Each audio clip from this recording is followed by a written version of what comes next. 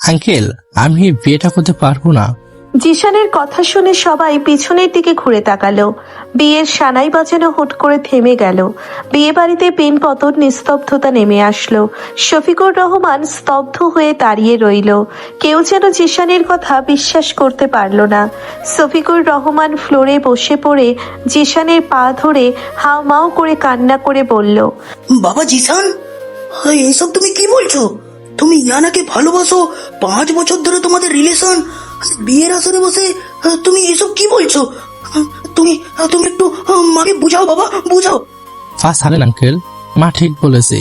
এটা গাড়ির ব্যবস্থা করতে পারেন না, সেখানে আমি এই বিয়ে কিভাবে করব? আপনারা তো আমাদের স্ট্যাটাসের সাথে যান না। বাবা জিসান, আমি তো তোমাদের সব দাবি মিটিয়েছি। নগদ 15 লক্ষ টাকা দিয়েছি। ওই গাড়িটাও আমি আগামী মাসের ভেতরে ব্যবস্থা করে দিতাম। আমাকে আমাকে আর একটাই মাস সময় দাও বাবা। দয়া করে আজ এমন দিনে বিয়ের আসর থেকে উঠে যেও না বাবা। আপনারা কি ভেবেছেনটা কি?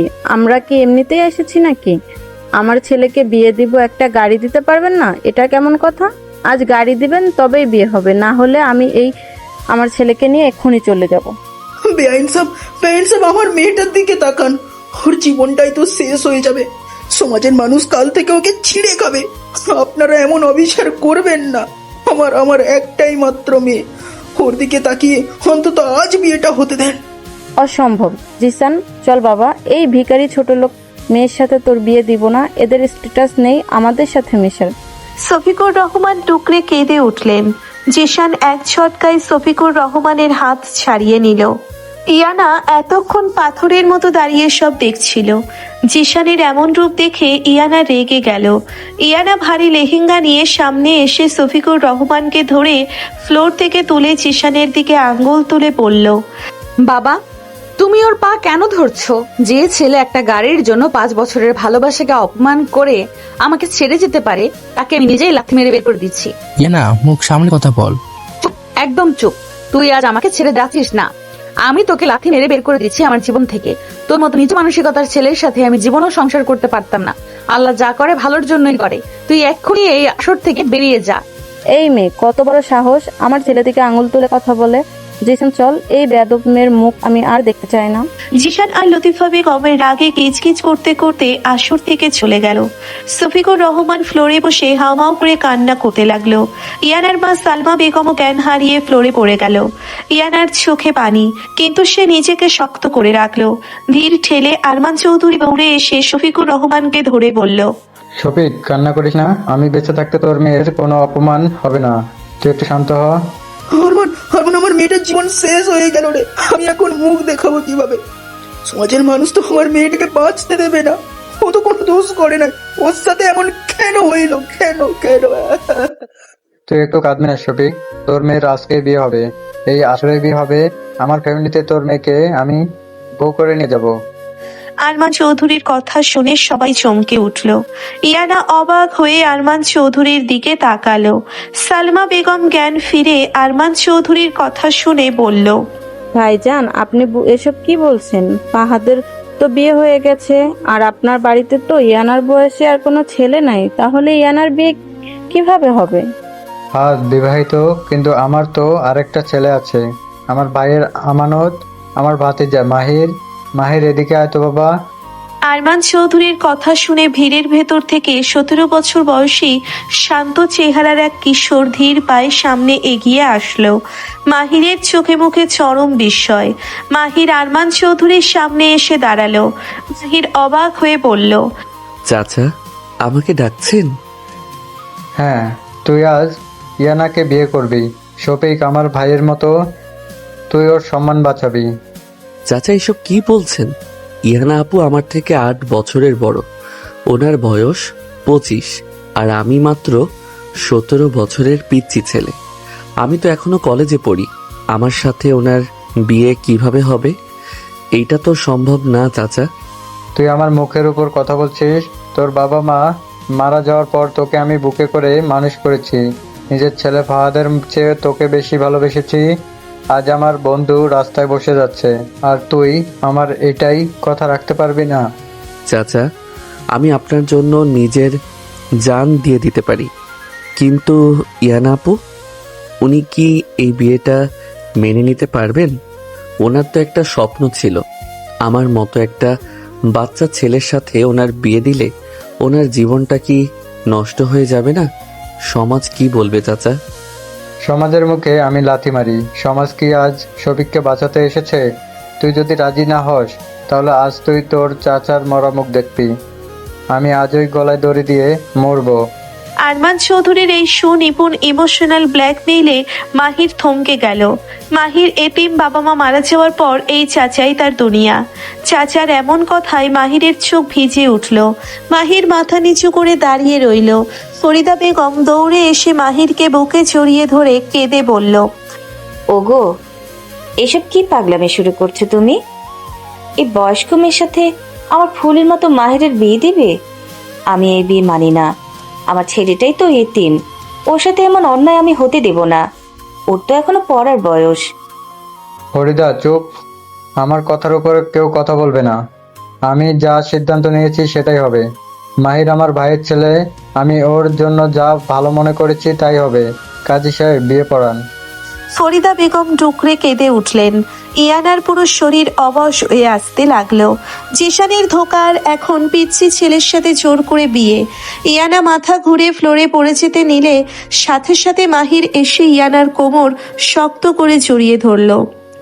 ইয়ানা চমকে চোখ তুলে মাহিরের দিকে তাকালো। মাহিরের চোখে কোনো চাঞ্চল্য নাই, আছে এক অদ্ভুত স্থিরতা। ইয়ানা রেগে মাহিরকে ধাক্কা দিয়ে বলল, আমাকে ছাড়ো। আমার গায়ে হাত দেওয়ার সাহস পাও কিভাবে? আমি জানি আপনি অনেক কষ্টে আছেন, আপনার পৃথিবীটা মিথ্যা মনে হচ্ছে, কিন্তু বিশ্বাস করেন আমি আপনাকে পড়ে যেতে দিব না। তুমি বুঝতে পারছো কি করছো? তুমি আমার ভাইয়ার বয়সী, তুমি কেন রাজি হচ্ছ? দয়া করছো আমাকে। আমি কারো দয়া চাই না। দয়া না, সম্মান। আমি এতিম, আমার দুনিয়া চাচার পায়ের কাছে বাঁধা। কিন্তু আপনাকে কথা দিচ্ছি, আমার শেষ নিঃশ্বাস পর্যন্ত আপনার কোনো অসম্মান হতে দিব না। ওই জিসান আপনাকে অপমান করে গেল, আমি হয়তো স্বামী হওয়ার যোগ্য না, কিন্তু আজীবন আপনার ঢাল হয়ে থাকব। আপনার সম্মানের উপর কেউ আঁচড় কাটতে পারবে না। 17 বছর ছেলের মুখে এমন পরিপক্ক কথা শুনে ইয়ানা শান্ত হয়ে গেল। ইয়ানা অবাক হয়ে মাহিরের চোখের দিকে তাকিয়ে রইল। ওই চোখের গভীরতায় কোনো ছলনা নাই, আছে এক তীব্র আশ্রয়। মাহির হাত বাড়িয়ে দিয়ে বলল, কাজী সাহেব অপেক্ষা করছেন, আপনি চাইলে আমাকে প্রত্যাখ্যান করতে পারেন, আমি চাচাকে বুঝিয়ে বলবো। কিন্তু আপনি যদি এই বিয়েতে বসেন তবে আমি আজীবন আপনার এই সম্মানের মর্যাদা রাখবো। ইয়ানা নিজের অজান্তেই তার কাঁপা কাঁপা হাতটা মাহিরের হাতের উপর রাখল। মাহিরের উষ্ণ স্পর্শে ইয়ানার ভেতরের সমস্ত জমে থাকা কান্না যেন এক নিমেষে গলে জল হয়ে যেতে চাইল। শফিকুর রহমান কাছে এসে বলল, মাইয়ানা তুই রাজি তো? বাবা, তুমি যেখানে বলবে আমি সেখানেই রাজি। কাজী সাহেব বিয়ে পড়ানো শুরু করলেন। কবুল শব্দটা বলার সময় ইয়ানার গলা দিয়ে কান্না বেরিয়ে আসলো। মাহির অত্যন্ত শান্ত স্বরে কবুল বলল। বিয়েটা সম্পন্ন হয়ে গেল। বিদায়ের সময় ইয়ানা ওর বাবাকে জড়িয়ে ধরে হাউমাউ করে কান্না করতে লাগলো। বাবা, তুমি আমাকে কার হাতে তুলে দিলে? আমি তোকে কোনোদিন স্বামী হিসেবে মেনে নিতে পারবো না। আমি তোকে ছোট ভাইয়ের মতো দেখেছি। আমি কিভাবে ওর সাথে সংসার করব বাবা? মারে, আল্লাহ যা করেন ভালোর জন্যই করেন। মায়ের ছেলেটাই আসলে হীরার টুকরা রে। তুই দেখিস ও তোকে অনেক সুখে রাখবে। তুই ওকে একটু সময় দিস মা, সময় দিস। ইয়ানা কাঁদতে কাঁদতে গাড়িতে গিয়ে বসলো। মাহির চুপচাপ গাড়ির অন্য পাশে এসে বসলো। তাদের মাঝে অনেকটা দূরত্ব। গাড়ির ভেতর নিস্তব্ধতা, শুধু ইয়ানার ফুপিয়ে কাদার শব্দ শোনা যাচ্ছে। মাহির কিছুক্ষণ চুপ থেকে নিজের পকেট থেকে একটা পরিষ্কার রুমাল বের করে ইয়ানার দিকে এগিয়ে গিয়ে বলল, চোখের পানি মুছে নেন, কাজল লেপটে যাচ্ছে। দয়া দেখাতে আসবে না। তোমাদের জন্য আমার আজ এই অবস্থা। তুমি চাইলে বিয়েটা আটকাতে পারতে, কিন্তু তোমরা তো জোর করে আমার জীবনটা নষ্ট করে দিলে। মাহির কোনো উত্তর দিল না। মাহির ইয়ানার দিকে অনেকটা এগিয়ে গেল। ইয়ানা চমকে গাড়ির দরজার সাথে মিশে গেল। মাহির খুব শান্তভাবে তার নিজের হাতে রুমালটা নিয়ে ইয়ানার গালের উপর জমে থাকা চোখের জলটা আলতো করে মুছে দিল। ইয়ানা এক অদ্ভুত শিহরণ অনুভব করলো। মাহির বলে উঠল, আমি আপনাকে কথা দিয়েছি সম্মান করব। আপনি আমাকে স্বামী না মানতে পারেন, কিন্তু শত্রু ভাববেন না। আপনার চোখের পানি এখন থেকে আমার হাতে পড়বে, মাটিতে না। ইয়ানা অবাক হয়ে মাহিরের দিকে তাকালো। 17 বছরের একটা ছেলের মুখে এত গভীর আর দায়িত্বশীল কথা শুনে ইয়ানার বুকের ভেতরটা কেমন যেন অদ্ভুতভাবে কেঁপে উঠল। সে দ্রুত চোখ সরিয়ে জানালার বাইরের অন্ধকারের দিকে তাকিয়ে রইল। গাড়ি চৌধুরী ভিলার সামনে এসে থামলো। ফরিদা বেগম চোখের পানি মুছতে মুছতে ইয়ানার সামনে এসে বলল, এসো মা, আমি হয়তো এই বিয়েটা মেনে নিতে পারি নাই মাহিরের বয়সের কারণে, কিন্তু তুমি তো আমার মেয়ের মতোই। আমার এতিম ছেলেটার হাত যখন ধরেছ, ওকে কখনো ভুল বোঝো না মা। ওর অন্তরটা অনেক বড়। ফরিদা বেগম ইয়ানাকে বুকে জড়িয়ে নিল। ইয়ানা অবাক হয়ে গেল। ফরিদা বেগমের স্পর্শে ইয়ানা মায়ের আদর খুঁজে পেল। ফাহাদ দৌড়ে এসে বলল, ইয়ানা, চিন্তা করো না।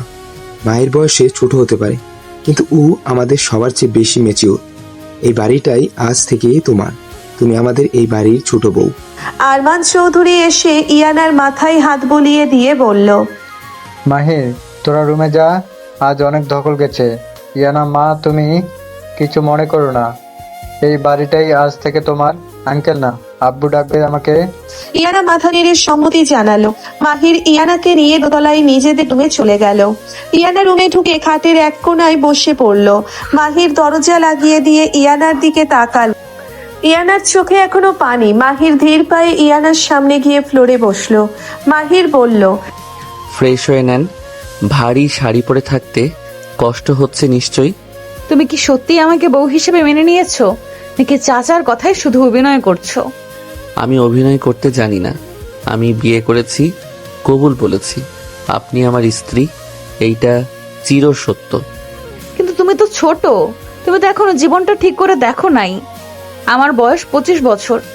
তোমার বন্ধুরা যখন জানবে তুমি তোমার সিনিয়রকে বিয়ে করেছো, তারা হাসবে না? তারা তোমায় নিয়ে মজা করবে না? হাসলে হাসুক, আমার বন্ধুদের কথায় আমার সংসার চলবে না। আমার সংসার আমি বুঝবো। মাহির ইয়ানার হাত ধরে তুলে দাঁড় করালো। ইয়ানা মাহিরের বুকের খুব কাছে চলে আসলো। মাহিরের গরম নিঃশ্বাস ইয়ানার মুখে পড়তে লাগলো। ইয়ানা লজ্জায় চোখ নামিয়ে নিল। মাহির ইয়ানার ভারী গহনাগুলো খুব সাবধানে একে একে খুলে দিতে লাগলো। মাহিরের আঙ্গুলের ছোঁয়ায় ইয়ানার পুরো শরীর কেঁপে উঠল।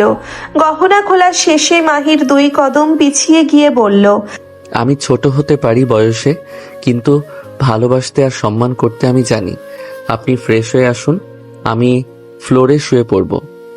তুমি ফ্লোরে কেন ঘুমাবে? ফ্লোরটা অনেক ঠান্ডা। আপনি এখন আমাকে স্বামী হিসেবে মেনে নিতে পারেন নাই। আমি জানি আপনার সময় লাগবে। আমি আপনার স্বাধীনতায় বাধা হব না। আপনাকে আমি কোনো জোর করব না। মাহির কথাটা বলে ওয়াশরুমের দিকে চলে গেল। ইয়ানা মাহিরের যাওয়ার দিকে তাকিয়ে রইল। ইয়ানা মনে মনে ভাবতে লাগলো, এই ছেলেটা এত অদ্ভুত কেন? জিসান তো সুযোগ পেলেই আমার শরীর ছুঁতে চাইতো, আর এই পিচ্ছি ছেলেটা আমাকে এত সম্মান দিচ্ছে। ওর প্রতিটা স্পর্শে কেমন যেন একটা শিহরণ আছে। ও কি সত্যিই আমাকে এতটা সম্মান করে? ইয়ানা ফ্রেশ হয়ে আসলো। মাহির ওয়াশরুমে গিয়ে ফ্রেশ হয়ে আসলো। মাহির ফ্লোরে একটা বালিশ আর পাতলা চাদর দিয়ে শুয়ে পড়লো। ইয়ানা খাটে শুয়ে মাহিরের দিকে তাকিয়ে রইল। অনেকক্ষণ পর ইয়ানা দেখলো মাহির শীতে কাঁপছে। ইয়ানা খাট থেকে নেমে একটা মোটা কম্বল নিয়ে মাহিরের কাছে গেল। ইয়ানা মাহিরের গায়ে কম্বল জড়িয়ে দিতে গেলে মাহির হঠাৎ করে ঘুমের ঘোরে ইয়ানার হাত ধরে ফেললো। ইয়ানা চমকে উঠলো। মাহির ঘুমের ঘোরে বিড়বিড় করে বলে উঠলো, আব্বু, আম্মু, আমাকে ছেড়ে দাও না। আমি একা থাকতে পারি না। তোমরা কোথায় চলে গেলে? ইয়ানা স্তব্ধ হয়ে গেল। যে ছেলেটা সবার সামনে পাহাড়ের মতো শক্ত হয়ে দাঁড়িয়েছিল, সে আসলে কতটা একা, ওর মনে কতটা কষ্ট লুকিয়ে আছে। ইয়ানা ধীর পায়ে মাহিরের পাশে ফ্লোরে বসে পড়ল। মাহিরের হাতটা নিচের হাতের ভেতর নিয়ে আলতো করে মাহিরের চুলে হাত বুলিয়ে দিতে লাগলো। ইয়ানা চোখের পানি আটকে রাখতে পারল না। ইয়ানা বলে উঠল, তুমি একা নও মাহির। আজ থেকে তোমার সব একাকিত্ব আমার। আমি তোমাকে আর কখনো একা হতে দেব না। ইয়ানার চোখ থেকে এক ফোঁটা পানি গড়িয়ে মাহিরের হাতের উপর পড়ল। ইয়ানা মাহিরের মুখের দিকে তাকিয়ে থাকতে থাকতে ফ্লোরেই শুয়ে পড়ল। সকালে সূর্যের আলো জানালার ফাঁক দিয়ে মাহিরের চোখে পড়তেই মাহিরের ঘুম ভেঙে গেল। মাহির চোখ খুলে অবাক হয়ে তাকিয়ে রইল। মাহির দেখল ইয়ানা ফ্লোরে তার বুকের কাছে গুটি সুটি মেরে ঘুমিয়ে আছে। মাহিরের বুকের ভেতরটা কেমন যেন ধক করে উঠল। মাহির মনে মনে ভাবতে লাগলো, ইয়ানা তো আমাকে কম্বল দিতে এসেছিল, রাতে কি তাহলে উনি ফ্লোরেই আমার পাশে ঘুমিয়েছিল? এত ঠান্ডা ফ্লোরে কেন ঘুমালো? আমি তো ওনাকে খাটে ঘুমাতে বলেছিলাম। মাহির খুব সাবধানে ইয়ানার মুখের উপর থেকে এলোমেলো চুলগুলো সরিয়ে দিল। ইয়ানা ঘুমের ঘোরে মাহিরের শার্ট খামছে ধরল। মাহির ইয়ানার কপালে জমে থাকা বিন্দু বিন্দু ঘাম দেখে মুচকি হাসল। মাহির ইয়ানাকে ফ্লোর থেকে কোলে তুলে নিল। ইয়ানার শরীর কেঁপে উঠল। ইয়ানা চোখ খুলে নিজেকে মাহিরের কোলে দেখে চমকে গেল। ইয়ানা রেগে ধাক্কা দিয়ে নামতে চেয়ে বলল, কি করছো তুমি? আমাকে নামাও। কারো পারমিশন ছাড়া গায়ে হাত দাও কেন? আমি তোমায় কোলে নিতে বলেছি নাকি? ফ্লোরে শুয়েছিলেন কেন? ঠান্ডা লেগে যাবে তো। খাট কি আমি নিয়ে গিয়েছিলাম নাকি? আমি তোমায় কম্বল দিতে গিয়েছিলাম, তুমি ঘুমের ঘোরে আমার হাত ধরেছিলে। আমি আর হাত ছাড়াতে পারি নাই। তুমি তো বাচ্চা মানুষের মতো ফুপিয়ে কান্না করছিলে। হাত ছাড়ানোর চেষ্টা করলে তুমি আরো শক্ত করে ধরছিলে। ও আচ্ছা, সরি, আমি বুঝতে পারি নাই। আমি আসলে রাতে একা ঘুমাতে পারি না। ছোটবেলা থেকে আব্বু আম্মুর কথা মনে পড়লে ভয় লাগে। মাহির ইয়ানাকে খাটে শুইয়ে দিয়ে মাথা নিচু করে নিল। ইয়ানা মাহিরের মুখের দিকে তাকিয়ে বুকের ভেতরটা কেমন যেন মোচড় দিয়ে উঠল। ইয়ানা আস্তে করে বলল, তুমি কি রাতে কান্না করছিলে মাহির? না তো, আমি কেন কান্না করব? আমি তো বড় হয়ে গেছি। 17 বছর বয়স আমার। আমি আর কান্না করি না। 17 বছর বয়সটা কি খুব বড় বয়স মাহির? তুমি তো এখনো জীবনটা ঠিক করে দেখো নাই। তোমার তো বন্ধুদের সাথে আড্ডা দেওয়ার কথা, পড়াশোনা করার কথা, আর তুমি কিনা 25 বছরের একটা মেয়ের স্বামী হয়ে গেলে। এটা কোনো খেলা না মাহির। বয়স দিয়ে কি জীবন মাপা যায়? আমি ছোট হতে পারি, কিন্তু আমার দায়িত্ববোধ তো ছোট না। আপনি ফ্রেশ হয়ে নেন, আমি নিচে যাচ্ছি। মাহির শোনো, জি বলেন। তুমি কি আমাকে সত্যি সম্মান করো, নাকি চাচার ভয়ে শুধু অভিনয় করছো? আমাকে দয়া করছো তুমি? চাচার কথাই বিয়ে করেছি, কিন্তু সম্মান মন থেকে করছি।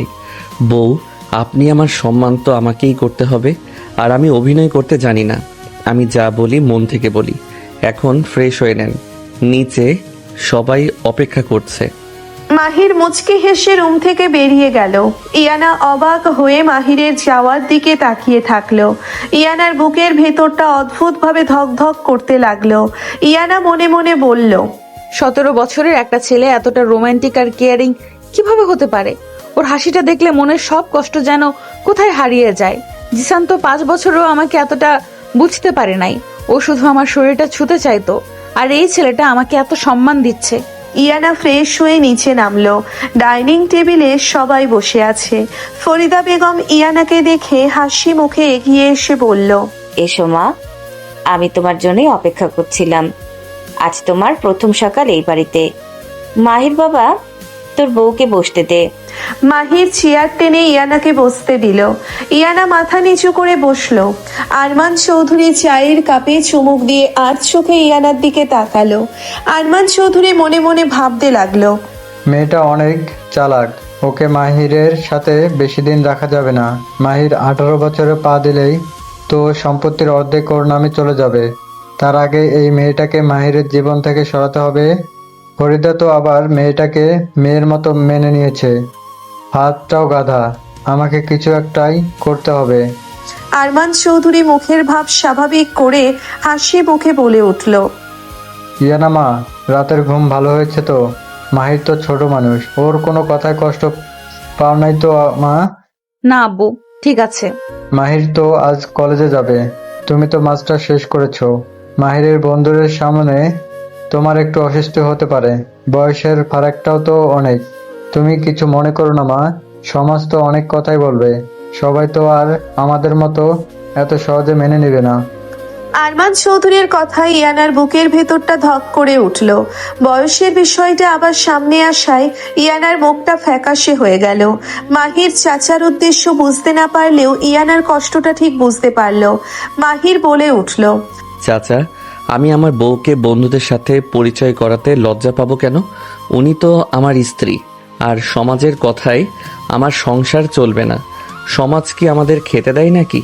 তারা আমার স্ত্রীর দায়িত্ব নিবে? ঠিক বলেছিস মাহির, সমাজ শুধু হাসতে জানে। ইয়ানা, তুমি কোনো চিন্তা করো না। মাহির ওর ক্লাসের ফার্স্ট বয়, ও অনেক বুদ্ধিমান। বয়সের কথা কেউ তুললে আমি ওদের দেখে নিব। তুমি আমাদের বাড়ির ছোট বউ, তোমাকে কেউ কিছু বলার সাহস পাবে না। রুবিনা ইয়ানার প্লেটে পায়েস তুলে দিল। ইয়ানা রুবিনার দিকে তাকিয়ে মুচকি হাসল। ফাহাদ তার রুবিনার আন্তরিকতায় ইয়ানা কিছুটা স্বস্তি পেল। খাওয়া শেষ করে মাহির রুমে চলে গেল রেডি হওয়ার জন্য। ইয়ানাও মাহিরের পেছন পেছন রুমে আসলো। মাহির শার্ট পরতে পরতে বলল, আমার বইগুলো একটু ব্যাগে গুছিয়ে দিবেন, টেবিলের উপর রাখা আছে। তুমি কি নিজে গুছিয়ে নিতে পারো না? আমি কি তোমার কাজের বুয়া নাকি? নিজের কাজ নিজে করতে শেখো। কাজের বুয়া হবেন কেন? আপনি তো আমার বউ। বউরা তো স্বামীদের কাজ করে দেয়। একটু গুছিয়ে দিলে কি এমন হয়ে যাবে? স্বামী? তুমি তো একটা পিচ্চি ছেলে। আমার ভাইয়ার বয়সী তুমি। তোমাকে স্বামী ভাবতে আমার অস্বস্তি হয়। আমার বন্ধুরা শুনলে হাসবে। ইয়ানার কথা শুনে মাহিরের হাত থেমে গেল। মাহিরের চোখে একটা নীরব কষ্ট ফুটে উঠল, কিন্তু মাহির সেটা লুকিয়ে মুচকি হেসে বলল, আচ্ছা ঠিক আছে, পিচ্চি ছেলেই তো। পিচ্চি ছেলের কাজটা একটু করে দেন না। আমি তো কলেজে লেট হয়ে যাচ্ছি। ইয়ানা মাহিরের হাসি দেখে আর কিছু বলতে পারল না। ইয়ানা চুপচাপ বইগুলো গুছিয়ে ব্যাগে ভরে দিল। মাহির আয়নার সামনে দাঁড়িয়ে টাই পরতে লাগলো, কিন্তু টাইটা ঠিক মতো বাঁধতে পারছিল না। ইয়ানা পেছন থেকে দেখে বিরক্ত হয়ে এগিয়ে আসলো। ইয়ানা বলে উঠল, একটাই ও ঠিক মতো পড়তে পারো না? এদিকে ঘোরো, আমি পরিয়ে দিচ্ছি। মাহির ইয়ানার দিকে ঘুরে দাঁড়ালো। ইয়ানা মাহিরের শার্টের কলার ধরে টাইটা ঠিক করতে লাগলো। মাহিরের থেকে ইয়ানা একটু লম্বা হওয়ায় মাহিরকে সামান্য মাথা নিচু করতে হলো। ইয়ানা টাই বাঁধতে বাঁধতে মাহিরের মুখের খুব কাছে চলে আসলো। মাহিরের গরম নিঃশ্বাস ইয়ানার কপালে পড়তে লাগলো। ইয়ানা চোখ তুলে মাহিরের দিকে তাকালো। মাহির একদৃষ্টিতে ইয়ানার চোখের দিকে তাকিয়ে আছে। ইয়ানার শরীর কেঁপে উঠল। ইয়ানা তাড়াতাড়ি টাইটা ঠিক করে পিছিয়ে গিয়ে বলল, হয়েছে, এবার যাও। থ্যাংক ইউ আমার সিনিয়র বউ। ফাজিল ছেলে কোথাকার। যাও এখন, লেট হয়ে যাচ্ছে না তোমার? মাহির হেসে রুম থেকে বেরিয়ে গেল। ইয়ানা বুকের ওপর হাত রেখে বড় বড় নিঃশ্বাস নিতে লাগলো। ইয়ানা ভাবতে লাগলো, আমার কি হচ্ছে এসব? এই পিচ্চি ছেলেটার নিঃশ্বাসে আমার এত শিহরণ কেন হচ্ছে? আমি কি জিসানকে এত তাড়াতাড়ি ভুলে যাচ্ছি, নাকি মাহিরের ওই নীরব চোখের ভাষা আমাকে দুর্বল করে দিচ্ছে? আমি কেন ওকে স্বামী হিসেবে ভাবতে শুরু করছি? দুপুরবেলা ইয়ানা বারান্দায় দাঁড়িয়ে আছে। এমন সময় ইয়ানার ফোনে কল আসলো। ইয়ানা দেখলো ওর বেস্ট ফ্রেন্ড মীরা কল দিয়েছে। ইয়ানা কল রিসিভ করতেই মীরা বলে উঠল, ইনায়া, এইসব আমি কি শুনছি? তুই নাকি তোর চাচারের পিচ্চি ভাতিজাকে বিয়ে করেছিস? ওই ছেলেটা এখনো কলেজে পড়ে। তোর মাথা কি খারাপ হয়ে গেছে? মীরা, পরিস্থিতি এমন ছিল যে আমাকে বিয়েটা করতে হয়েছে। জিসান তো আমাকে মণ্ডপে একা ফেলে চলে গিয়েছিল। অপমানে বাবা তো সুইসাইড করতে নিয়েছিল। তাই বলে তুই একটা বাচ্চাকে বিয়ে করবি? তুই 25 বছরের ধাড়ি মেয়ে, আর ও 17 বছরের একটা দুধের শিশু। রাতে কি ও তোর কাছে গল্প শুনতে চায় নাকি? মীরার হাসির শব্দে ইয়ানার বুকের ভেতরটা অপমানে চলে উঠল। ইয়ানা রেগে বলে উঠল, মীরা, মুখ সামলে কথা বল। ও আমার স্বামী। স্বামী না বাচ্চা? ভার্সিটিতে সবাই তোকে নিয়ে হাসাহাসি করছে। বলছে ইনায়া নাকি এখন আয়াগিরি করছে। ওই বাচ্চার প্যান্ট তুই ধুয়ে দিস নাকি রে? তোকে সবাই আন্টি বলে ডাকবে এখন। ইয়ানা আর সহ্য করতে পারল না। ইয়ানা কল কেটে দিয়ে ফ্লোরে বসে হাউমাউ করে কান্না করতে লাগলো। ইয়ানার মনে হতে লাগলো তার জীবনটা সত্যিই একটা জোকস হয়ে গেছে।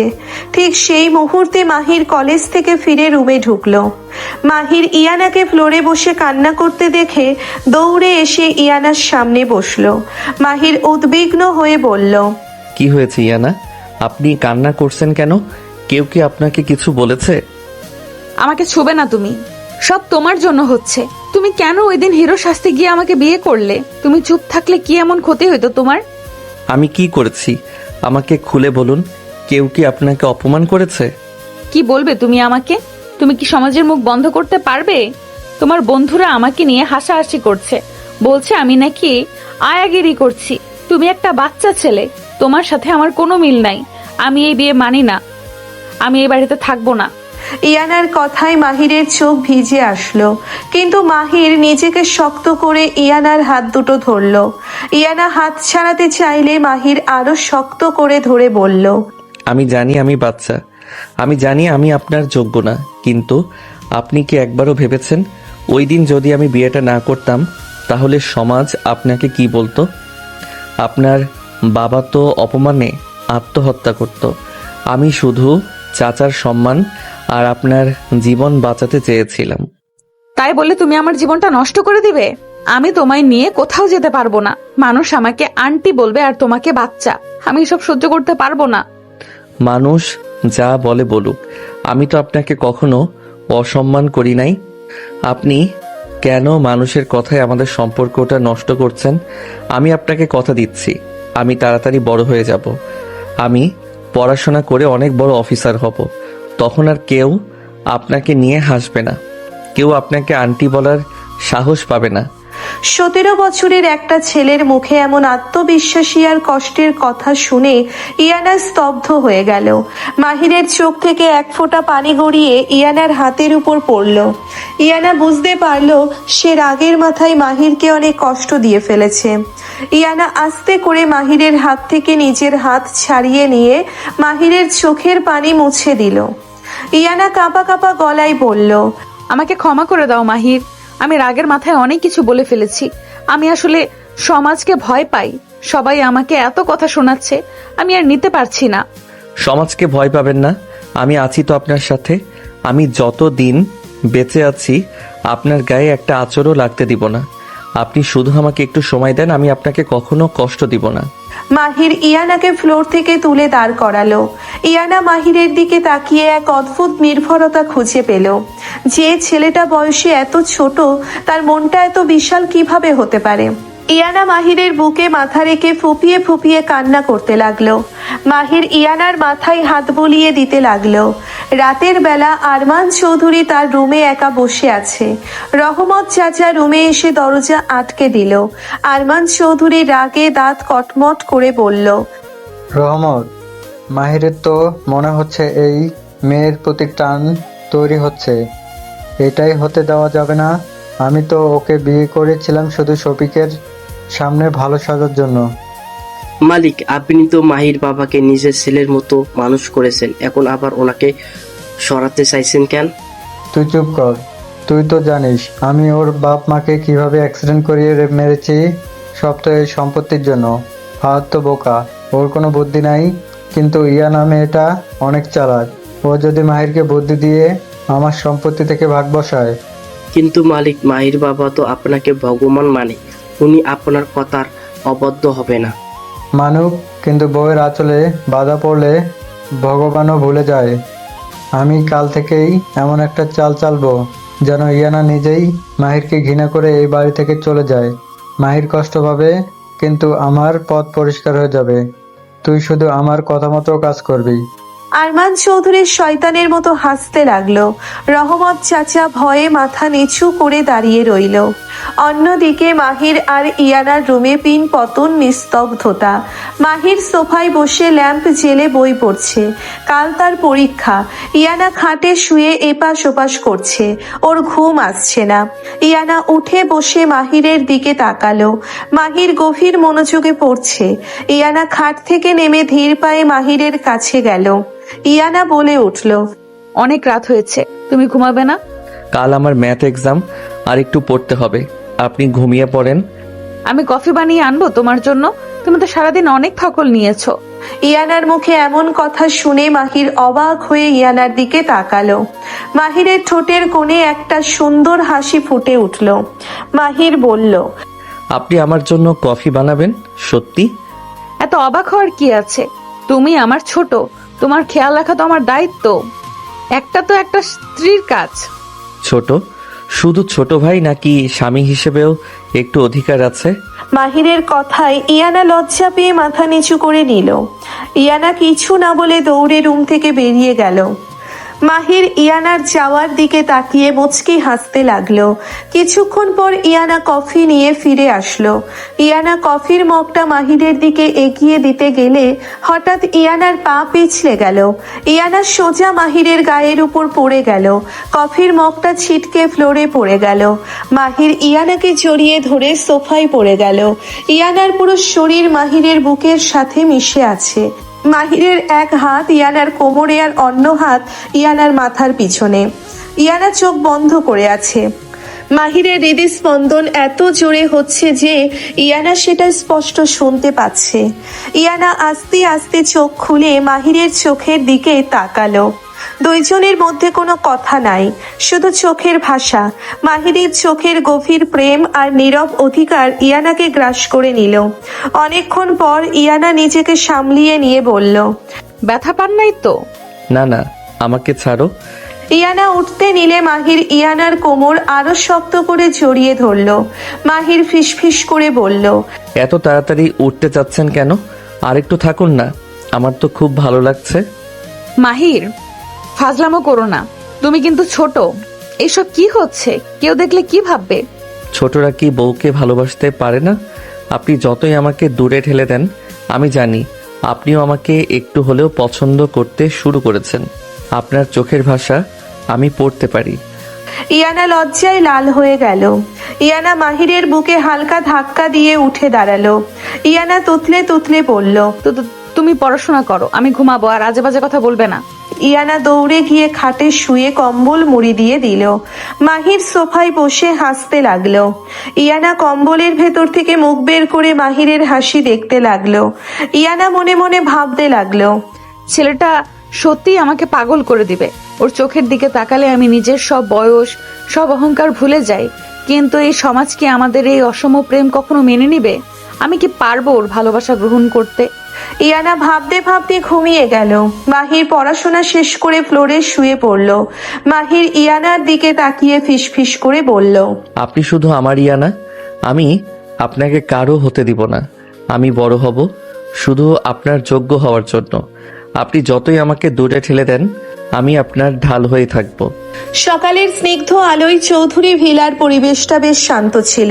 ইয়ানা নিজের রুমে আয়নার সামনে দাঁড়িয়ে শাড়ি ঠিক করছিল। হঠাৎ নিচের ড্রয়িং রুম থেকে অনেক চেঁচামেচির আওয়াজ ভেসে আসলো। ইয়ানা অবাক হয়ে রুম থেকে বেরিয়ে সিঁড়ির কাছে গিয়ে দাঁড়ালো। নিচে তাকিয়ে ইয়ানা দেখলো একজন মধ্যবয়স্ক মহিলা আর একটা মেয়ে সোফায় বসে আছে। ফরিদা বেগম বেশ গম্ভীর মুখে দাঁড়িয়ে আছেন। মহিলাটি তীক্ষ্ণ গলায় বলে উঠল, ফরিদা, তুই কি পাগল হয়ে গেছিস? আমার ভাইটা তো বোকা, তাই বলে তুইও এই কাজটাই হতে দিলি? ওই শফিকের ধাড়ি মেয়েটাকে আমাদের মাহিরের ঘাড়ে চাপিয়ে দিলি। মাহির তো আমার ভাইয়ের একমাত্র স্মৃতি, ওর জীবনটা তোরা এইভাবে শেষ করে দিলি। আপা, তুমি মুখ সামলে কথা বলো। ইয়ানা আমার বড় বউ, আর এই বিয়েটা তো আরমান নিজেই দাঁড়িয়ে থেকে দিয়েছে। শফিক ভাইয়ের মেয়েটা অনেক ভালো, তুমি শুধু শুধু ওকে নিয়ে আজে বাজে কথা বলবে না। ভালো? ওই মেয়ে যদি এতই ভালো হতো তাহলে বিয়ের আসর থেকে জিসান ওকে ফেলে রেখে চলে যায়। নিশ্চয়ই ওই মেয়ের চরিত্রে কোনো দোষ ছিল। আর তাছাড়া ওর বয়স তো 25 বছর। আমাদের মাহিরটা মাত্র 17 বছরের একটা দুধের বাচ্চা। রাতে কি মাহির ওই আন্টির কোলে মাথা দিয়ে ঘুমাবে নাকি? সাবেরা খাতুনের কথা শুনে নীলা হো হো করে হেসে উঠল। ইয়ানার বুকের ভেতরটা অপমানে আর কষ্টে টুকরো টুকরো হয়ে যেতে লাগলো। ইয়ানার চোখ দিয়ে অঝরে পানি পড়তে লাগলো। নীলা বলে উঠল, ঠিক বলেছো আম্মু, মাহের ভাইয়া তো কত কিউট। ভার্সিটিতে কত সুন্দর সুন্দর মেয়ে মায়ের ভাইয়ের জন্য পাগল। আর মায়ের ভাইয়ের কপালে জুটলো কিনা একটা রিজেক্টেড আন্টি। আমার তো ভাবতেই হাসি পাচ্ছে। ভাইয়াকে তো আমি বিয়ে করতে চেয়েছিলাম। তুই চিন্তা করিস না নীলা, ওই ধাড়ি মেয়ে এ বাড়িতে বেশি দিন টিকতে পারবে না। আমি ওকে এমন শিক্ষা দেব যে ও নিজে এই বাড়ি ছেড়ে পালাবে। ইয়ানা আর দাঁড়িয়ে থাকতে পারল না। অপমানে ইয়ানার পা কাঁপতে লাগলো। ইয়ানা দৌড়ে নিজের রুমে গিয়ে ফ্লোরে বসে হাউমাউ করে কান্না করতে লাগলো। ঠিক সেই মুহূর্তে মাহির কলেজ থেকে ফিরে ড্রয়িং রুমে ঢুকলো। সাবেরা খাতুন মাহিরকে দেখে দৌড়ে গিয়ে জড়িয়ে ধরে নকল কান্নার স্বরে বলল, মাহির রে, তোর এই অবস্থা আমি চোখে দেখতে পারছি না বাবা।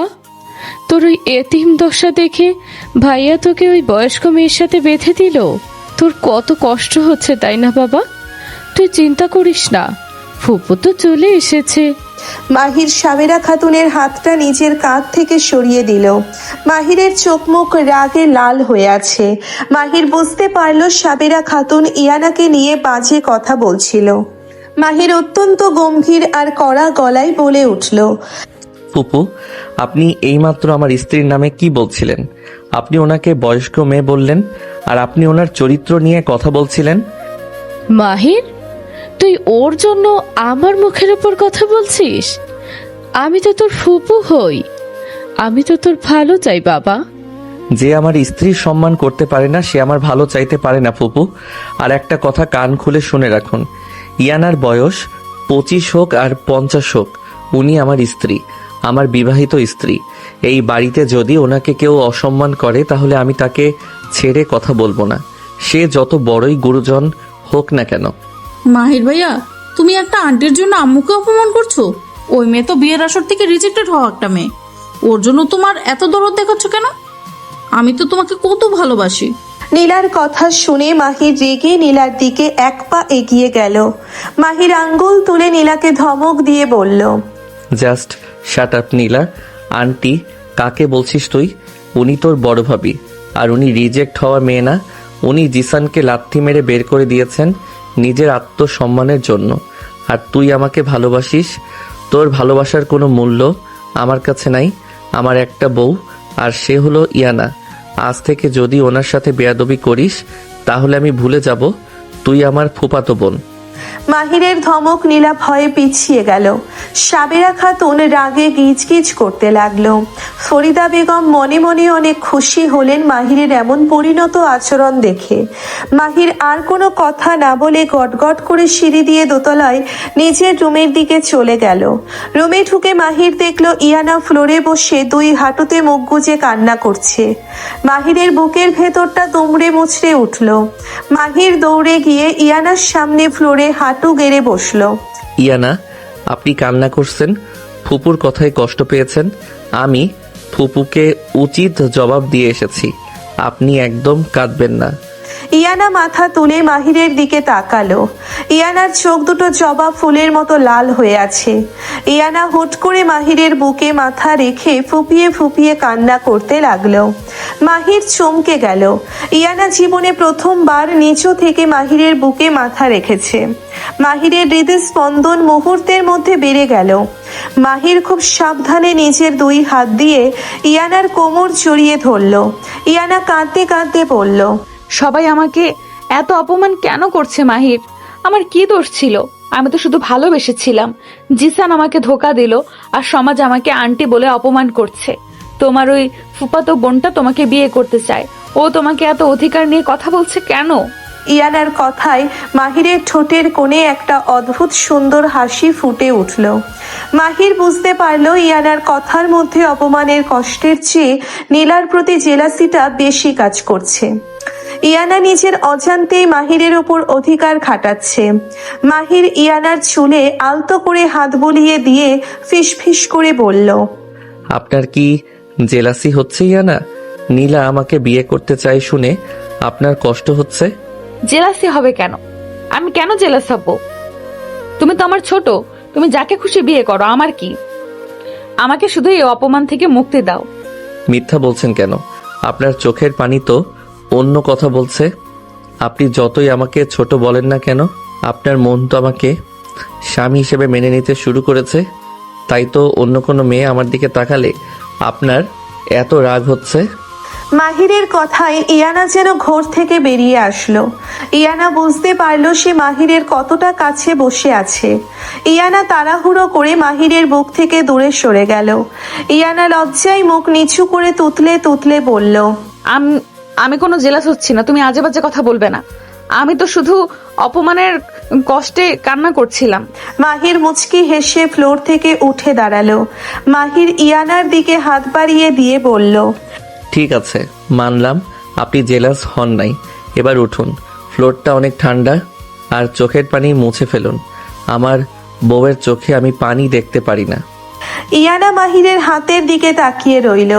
ইয়ানা আস্তে করে নিচের হাতটা মাহিরের হাতের ওপর রাখলো। মাহির টান দিয়ে ইয়ানাকে ফ্লোর থেকে তুলে দাঁড় করালো, কিন্তু মাহিরের টানের চোটটা একটু বেশি হওয়ায় ইয়ানা সোজা গিয়ে মাহিরের বুকের সাথে ধাক্কা খেলো। মাহির খুব দ্রুত ইয়ানার কোমর জড়িয়ে ধরে পতন থেকে বাঁচালো। দুজনের শরীরের মাঝে কোনো দূরত্ব নাই। মাহিরের গরম নিঃশ্বাস ইয়ানার কপালে আছড়ে পড়ছে। ইয়ানা চোখ তুলে মাহিরের দিকে তাকালো। আপনি এত সুন্দর কেন ইয়ানা? আপনার চোখের দিকে তাকালে আমি নিজের সব বয়স, সব সীমাবদ্ধতা ভুলে যাই। মনে হয় শুধু এভাবেই সারা জীবন আপনাকে জড়িয়ে ধরে দাঁড়িয়ে থাকি। মাহির ছাড়ো আমাকে, কেউ দেখে ফেলবে, দরজা তো খোলো। দেখুক, আমি তো আর অন্য কারো বউকে জড়িয়ে ধরি নাই, নিজের বউকে ধরেছি। অধিকার তো আমার আছেই। ইয়ানার পুরো শরীর লজ্জায় আর শিহরণে কাঁপতে লাগলো। মাহিরের কণ্ঠস্বর এতটা গভীর আর পুরুষালী যে ইয়ানা নিজেকে ছাড়িয়ে নেওয়ার কোনো শক্তিই পাচ্ছিল না। ইয়ানা চোখ বন্ধ করে নিল। মাহির খুব আলতো করে ইয়ানার কপালে একটা চুমু খেলো। ইয়ানার শরীরটা ধনুকের মতো বেঁকে গেল। মাহির, এসব কি করছো তুমি? তুমি তো ছোট। ভালোবাসার কোনো বয়স হয় না ইয়ানা, আমি আপনাকে ভালোবাসি, অনেক ভালোবাসি। ঠিক সেই মুহূর্তে রহমত চাচা দরজার বাইরে থেকে কেসে উঠল। ইয়ানা চমকে গিয়ে মাহিরকে ধাক্কা দিয়ে দূরে সরে গেল। ইয়ানা লজ্জায় দৌড়ে ওয়াশরুমে ঢুকে গেল। মাহির মুচকি হেসে দরজার দিকে তাকালো। রহমত চাচা মাথা নিচু করে বলল, মাহির বাবা আরমান সাহেব আপনাকে ওনার স্টাডি রুমে ডেকেছেন। আচ্ছা রহমত চাচা, আমি আসছি। মাহির স্টাডি রুমে গেল। আরমান চৌধুরী চেয়ারে বসে চশমা মুছছিল। সাবেরা খাতুনও সেখানে বসে আছে। মাহিরকে দেখে আরমান চৌধুরী গম্ভীর মুখে বলল, মাহির, তুই নাকি ফুপুর সাথে বেয়াদবি করছিস। ইয়ানার জন্য তুই ফুপুকে অপমান করেছিস। এই শিক্ষা কি আমি তোকে দিয়েছি? চাচা, ফুপু ইয়ানাকে অপমান করছিল। আমার বউয়ের অপমান আমি কিভাবে সহ্য করব? আমি তো কোনো অন্যায় করি নাই। দেখেছিস ভাইয়া, ওই মেয়ে মাত্র 2 দিনেই ছেলেটাকে কেমন জাদু করে ফেলেছে।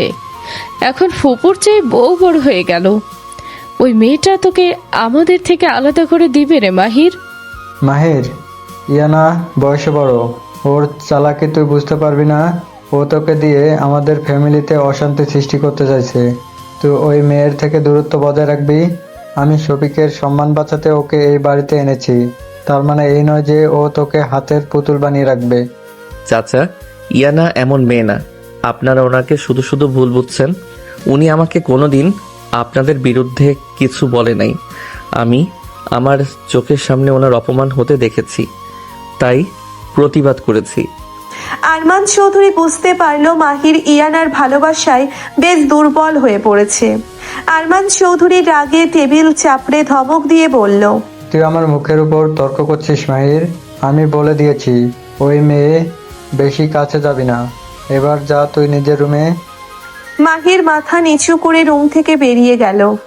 মাহির বুঝতে পারলো না চাচা হঠাৎ ইয়ানার ওপর এত রেগে আছে কেন।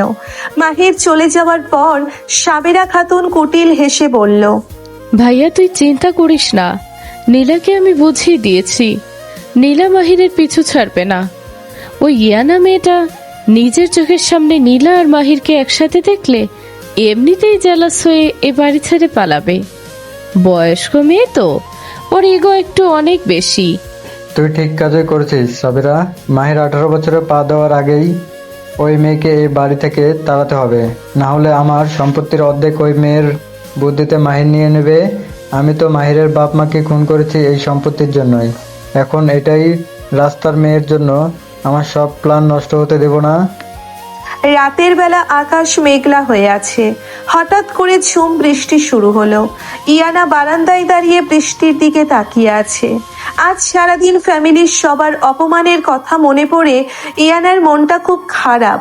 ইয়ানা ভাবছে, সত্যি কি সে মাহিরের যোগ্য? 17 বছরের একটা কিশোরের সাথে তার এই জীবন কতদূর এগোবে? ইয়ানা নিজের অজান্তেই বারান্দা থেকে বেরিয়ে ছাদে চলে গেল। ছাদে ঝুম বৃষ্টি পড়ছে। ইয়ানা বৃষ্টির নিচে দাঁড়িয়ে চোখ বন্ধ করে আকাশের দিকে মুখ করে আছে। বৃষ্টির ঠান্ডা জল তার শাড়ি আর শরীর ভিজিয়ে দিচ্ছে। ইয়ানার চোখ দিয়ে গড়িয়ে পড়া পানি বৃষ্টির জলের সাথে মিশে যাচ্ছে। হঠাৎ ইয়ানা অনুভব করলো তার মাথার উপর বৃষ্টির পানি পড়ছে না। ইয়ানা চোখ তুলে দেখলো মাহির একটা বড় ছাতা ধরে তার পেছনে দাঁড়িয়ে আছে। তুমি এখানে কেন এসেছো মাহির? তুমি ভিজে যাবে তো, রুমে যাও। আপনি বৃষ্টিতে ভিজবেন আর আমি রুমে বসে থাকবো, তা কি করে হয়? বউয়ের কষ্টের সময় স্বামী তো পাশেই থাকে। তুমি আমার কষ্ট বুঝবে না মাহির, তুমি অনেক ছোট। আমার ভেতরের এই শূন্যতা, এই অপমান তুমি কিভাবে বুঝবে? আমি সমাজকে কি জবাব দিব? সবাই আমাকে হাসির পাত্রী বানিয়ে দিয়েছে। ইয়ানার কথা শুনে মাহির ছাতাটা একপাশে ছুঁড়ে ফেলে দিল। মাহির নিজেও বৃষ্টির পানিতে ভিজতে শুরু করলো। ইয়ানা অবাক হয়ে বলল, কি করছো তুমি? ছাতাটা ফেলে দিলে কেন? ঠান্ডা লেগে যাবে তোমার। তুমি তো এমনিতেই রাতে একা ঘুমাতে ভয় পাও, এখন আবার জ্বর বাঁধিয়েই বসবে। আপনি তো বৃষ্টিতে পড়ছেন ইয়ানা, আপনার ভেতরের আগুনে আপনি শেষ হয়ে যাচ্ছেন। আপনি শুধু সমাজের কথা ভাবছেন, কিন্তু আমার কথা একবারও ভাবছেন না। আমি কি আপনাকে কখনো কষ্ট দিয়েছি? মাহির এক কদম এগিয়ে ইয়ানার খুব কাছে চলে আসলো। বৃষ্টির পানিতে মাহিরের শার্ট ভিজে শরীরের সাথে লেপ্টে আছে। মাহিরের চোখের দৃষ্টি এতটাই গভীর যে ইয়ানা সেই দৃষ্টি থেকে চোখ সরাতে পারল না। মাহির নিজের 2 হাত দিয়ে ইয়ানার ভেজা মুখমণ্ডল আলতো করে ধরে বলল, আমি ছোট হতে পারি ইয়ানা, কিন্তু আমার ভালোবাসা তো ছোট না। আপনি কেন বুঝতে চাইছেন না আপনি আমার কাছে কতটা স্পেশাল? জিসান আপনাকে সম্মান দিতে পারে নাই, কিন্তু আমি তো আপনাকে দেবী করে রেখেছি। কিন্তু মাহির, বয়সের দেওয়ালটা তো অনেক বড়। আমি তোমার চেয়ে 8 বছরের বড়। তোমার ফুফু ঠিকই বলেছে, তোমার তো একটা সুন্দর জীবন পাওয়ার কথা ছিল। আমার মতো একটা রিজেক্টেড মেয়েকে নিয়ে তুমি কিভাবে সারা জীবন কাটাবে? কে বলেছে আপনি রিজেক্টেড? আপনি আমার জীবনের সেরা উপহার ইয়ানা। সমাজ শুধু খাতা কলমে বয়স মাপে, কিন্তু মনের বয়স মাপতে পারে না।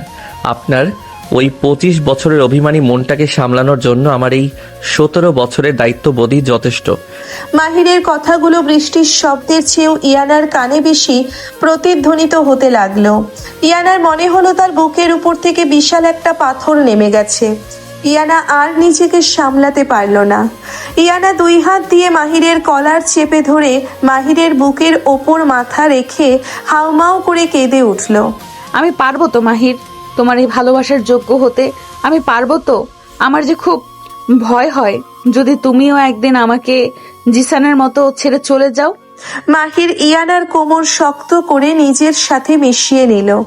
মাহির এক হাত দিয়ে ইয়ানার ভেজা চুলগুলো পিঠের ওপর ছড়িয়ে দিয়ে ইয়ানার কানের কাছে মুখ নিয়ে ফিসফিস করে বলল, জিসানের মতো কাপুরুষ আমি নই ইয়ানা। আমি চৌধুরী বংশের রক্ত। আমি যাকে একবার হাত ধরি, মরণের আগে তার হাত ছাড়ি না। আপনি শুধু একবার আমাকে স্বামী হিসেবে মেনে নিন, আমি সমাজের সব হাসি আপনার পায়ের কাছে এনে ফেলবো। ইয়ানা মাহিরের বুকে মুখ ঘষে সম্মতি জানালো। ইয়ানার শরীরের কাঁপুনি বৃষ্টির ঠান্ডার জন্য নাকি মাহিরের স্পর্শের জন্য, তা ইয়ানা নিজেও বুঝতে পারল না। মাহির ইয়ানার মুখটা নিজের বুকের ওপর থেকে তুলে ইয়ানার চোখের দিকে তাকালো। বৃষ্টির পানিতে দুজনের মুখ ভিজে আছে। মাহির খুব ধীরে ধীরে ইয়ানার কপালের ওপর পড়ে থাকা ভেজা চুলগুলো সরিয়ে দিয়ে ইয়ানার কপালের চোখে ভেজা চুলগুলো সরিয়ে দিয়ে ইয়ানার কপালে, চোখে আর গালে আলতো করে চুমু দিতে লাগলো। ইয়ানা চোখ বন্ধ করে মাহিরের এই পবিত্র স্পর্শগুলো গ্রহণ করতে লাগলো। ইয়ানার মনে হলো সে যেন নতুন করে জন্ম নিয়েছে। মাহিরের ঠোঁট ধীরে ধীরে ইয়ানার ঠোঁটের দিকে এগিয়ে আসলো। ইয়ানা কোনো বাধা দিল না, বরং ইয়ানার হাত দুটো মাহিরের ঘাড় জড়িয়ে ধরলো। বৃষ্টির রিমঝিম শব্দের মাঝে ছাদের উপর অসম বয়সের এই দুটি প্রাণ এক গভীর আর তীব্র রোমান্টিক ভালোবাসায় আবদ্ধ হয়ে গেল। এই 17 বছরের কিশোরটি শুধু বয়সেই ছোট, কিন্তু ভালোবাসায় সে পৃথিবীর সবচেয়ে বড় পুরুষ। বৃষ্টির স্নিগ্ধ সকাল, জানালার ফাঁক দিয়ে আসা মিষ্টি রোদ ইয়ানার চোখে পড়তেই ইয়ানার ঘুম ভেঙে গেল। ইয়ানা চোখ খুলে দেখলো সে মাহিরের বুকের ওপর শুয়ে আছে। মাহিরের দুই হাত ইয়ানার কোমর শক্ত করে জড়িয়ে আছে। রাতের সেই ঝুম বৃষ্টি আর ছাদের ওপর কাটানো গভীর মুহূর্তগুলোর কথা মনে পড়তেই ইয়ানার পুরো শরীর লজ্জায় লাল হয়ে গেল। ইয়ানা আস্তে করে মাহিরের বুক থেকে ওঠার চেষ্টা করতেই মাহির ঘুমের ঘুরে ইয়ানাকে আরো শক্ত করে নিজের বুকের সাথে মিশিয়ে নিল। এত সকালে কোথায় যাওয়ার চেষ্টা করছেন ইয়ানা? এখনো তো সকালের মিষ্টি রোদটা ঠিক মতো ওঠে নাই। তুমি জেগে আছো মাহির, ছাড়ো আমাকে, সকাল হয়ে গেছে। ফরিদা চাচি দেখলে কি ভাববে? আমাকে নিচে যেতে হবে। চাচি দেখলে ভাববে তার ছেলে আর ছেলের বউ অনেক সুখে আছে, এতে এত ভয় পাওয়ার কি আছে?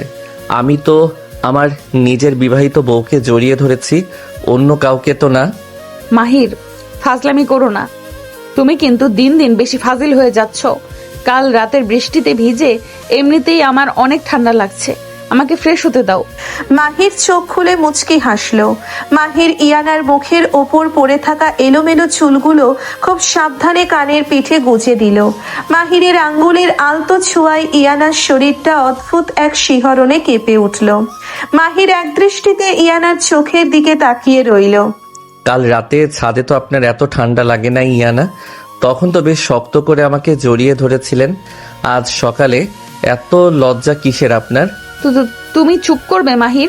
তুমি এত বেশি কথা বলো কেন? আমি তোমায় জড়িয়ে ধরি নাই, তুমি আমাকে জোর করে ধরেছিলে। তাই নাকি? আমি জোর করেছিলাম? আচ্ছা ঠিক আছে, আমি আর কোনোদিন আপনাকে জোর করব না। এই আমি আপনাকে ছেড়ে দিলাম, এবার আপনি যেতে পারেন।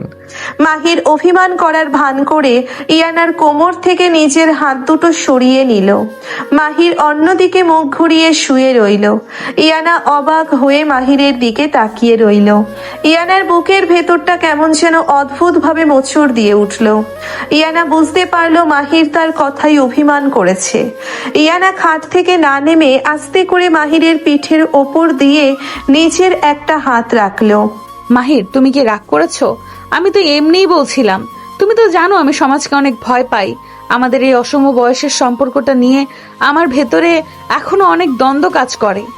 সমাজ সমাজ সমাজ, আপনি শুধু সমাজের কথাই ভাবেন ইয়ানা। আমার ভালোবাসার কি কোনো মূল্য নাই আপনার কাছে? আমি তো আপনাকে দেবী করে রেখেছি, আর আপনি আমাকে শুধু বয়সের দোহাই দিয়ে ডুলে ঠেলে দেন। না মাহির, আমি তোমায় দূরে ঠেলে দিচ্ছি না। কাল রাতে যখন তুমি আমাকে বৃষ্টি থেকে বাঁচাতে নিচের ছাতাটা ফেলে দিলে, তখন আমি বুঝতে পেরেছি তোমার মনটা কত বিশাল। তুমি 17 বছরের একটা ছেলে হতে পারো, কিন্তু তুমি আমার জীবনের সবচেয়ে বড় আশ্রয়। ইয়ানার কথা শুনে মাহির ধরপড় করে ইয়ানার দিকে ঘুরে বসলো। মাহিরের চোখে অদ্ভুত এক খুশির ঝিলিক। মাহির দুই হাত দিয়ে ইয়ানার মুখমণ্ডল আলতো করে ধরে ইয়ানার চোখের দিকে তাকালো। সত্যি বলছেন ইয়ানা, আপনি আমাকে আপনার আশ্রয় ভাবতে শুরু করেছেন? আপনার আর জিসানের কথা মনে পড়ে না? জিসান একটা অতীত মাহির, একটা ভয়ঙ্কর অতীত। যে অতীত আমাকে শুধু অপমান আর কষ্ট দিয়েছে। আর তুমি হলে আমার বর্তমান, যে আমাকে সম্মান আর ভালোবাসা দিয়ে নতুন করে বাঁচতে শিখিয়েছে। মাহিরের চোখ দুটো আনন্দে ভিজে উঠল। মাহির কোনো কথা না বলে ইয়ানাকে শক্ত করে নিজের বুকের সাথে জড়িয়ে ধরল। ইয়ানা চোখ বন্ধ করে মাহিরের এই পবিত্র স্পর্শ গ্রহণ করতে লাগলো। মাহির ইয়ানার কপালে একটা দীর্ঘ চুমু দিয়ে ফিসফিস করে বলল, আমি আপনাকে কথা দিচ্ছি ইয়ানা, আমি আপনার এই বিশ্বাসের অমর্যাদা কখনো করব না। পৃথিবীর সব ঝড় আমি নিজের বুকে পেতে নিব, কিন্তু আপনার গায়ে একটা আঁচড়ও লাগতে দিব না। দুপুরবেলা আরমান চৌধুরী তার স্টাডি রুমে একা বসে আছে। রহমত চাচা দরজার বাইরে পাহারা দিচ্ছে। আরমান চৌধুরীর সামনে জিশান বসে আছে। জিশানের চোখে মুখে লোভের ছাপ স্পষ্ট। আরমান চৌধুরী পকেট থেকে একটা মোটা টাকার বান্ডিল বের করে টেবিলের ওপর রাখলো। জিসান, তুই তো ইয়ানাকে বিয়ে করিস নাই, শুধু একটাই গাড়ির লোভে। আজ আমি তোকে তার চেয়েও বেশি, অনেক বেশি টাকা দেব। তুই শুধু আমার একটাই কাজ করে দিবি। আপনি শুধু হুকুম করেন চৌধুরী সাহেব, টাকার জন্য আমি সব করতে পারি। আপনি কি চান আমাকে খুলে বলেন। আমি চাই তুই ইয়ানাকে মাহিরের জীবন থেকে সরিয়ে দে। তুই প্রমাণ করবি যে ইয়ানা এখনো তোর সাথে গোপনে সম্পর্ক রেখেছে। ইয়ানা চরিত্রহীন, এটাই তোকে প্রমাণ করতে হবে সবার সামনে। কিন্তু চৌধুরী সাহেব, ইয়ানা তো আমাকে ঘৃণা করে। ও তো আমার সাথে কোনো যোগাযোগই রাখে নাই। আমি কিভাবে প্রমাণ করব? আমি সব ব্যবস্থা করে রেখেছি। এই নে ইয়ানার নামে একটা ফেক সিম আর ফেক চ্যাটিং এর স্ক্রিনশট। আমি ইয়ানার ফোন থেকে তোর নাম্বারে কিছু কল লিস্ট তৈরি করে ফেলেছি। তুই আজ সন্ধ্যায় আমাদের বাড়িতে আসবি, আর বাকিটা কিভাবে কি করতে হবে তুই তো জানিসই। একদম পারফেক্ট চৌধুরী সাহেব। আমি এমন নাটক করব যে আপনার ওই এতিম ভাতিজা ইয়ানাকে লাথি মেরে বাড়ি থেকে বের করে দিবে। আপনি টাকাটা রেডি রাখেন। আরমান চৌধুরী শয়তানের মতো কুটিল হাসতে লাগলো। আরমান চৌধুরী মনে মনে ভাবতে লাগলো, এইবার ইয়ানা মাহিরের জীবন থেকে চিরতরে বিদায় নিবে, আর মাহিরের পুরো সম্পত্তি তার নিজের হয়ে যাবে। সন্ধ্যাবেলা চৌধুরী ভিলার ড্রয়িং রুমে সবাই বসে চা খাচ্ছে। ইয়ানা আজ নিজের হাতে সবার জন্য নাস্তা বানিয়েছে। ফরিদা বেগম ইয়ানার হাতের নাস্তা খেয়ে অনেক প্রশংসা করছেন। মাহির ইয়ানার দিকে তাকিয়ে মুচকি মুচকি হাসছে। নীলা সোফায় বসে রাগে গিজগিজ করছে। নীলা ইয়ানাকে ছোট করার জন্য বলে উঠল, ইয়ানা ভাবি, আপনি তো অনেক বয়স্ক, আপনি কি শুধু রান্নাই করতে পারেন নাকি মাহির ভাইয়ের পড়াশোনাও কিছু সাহায্য করেন? মাহির ভাইয়া তো অনেক ব্রিলিয়েন্ট, আর আপনি তো একটা রিজেক্টেড মেয়ে।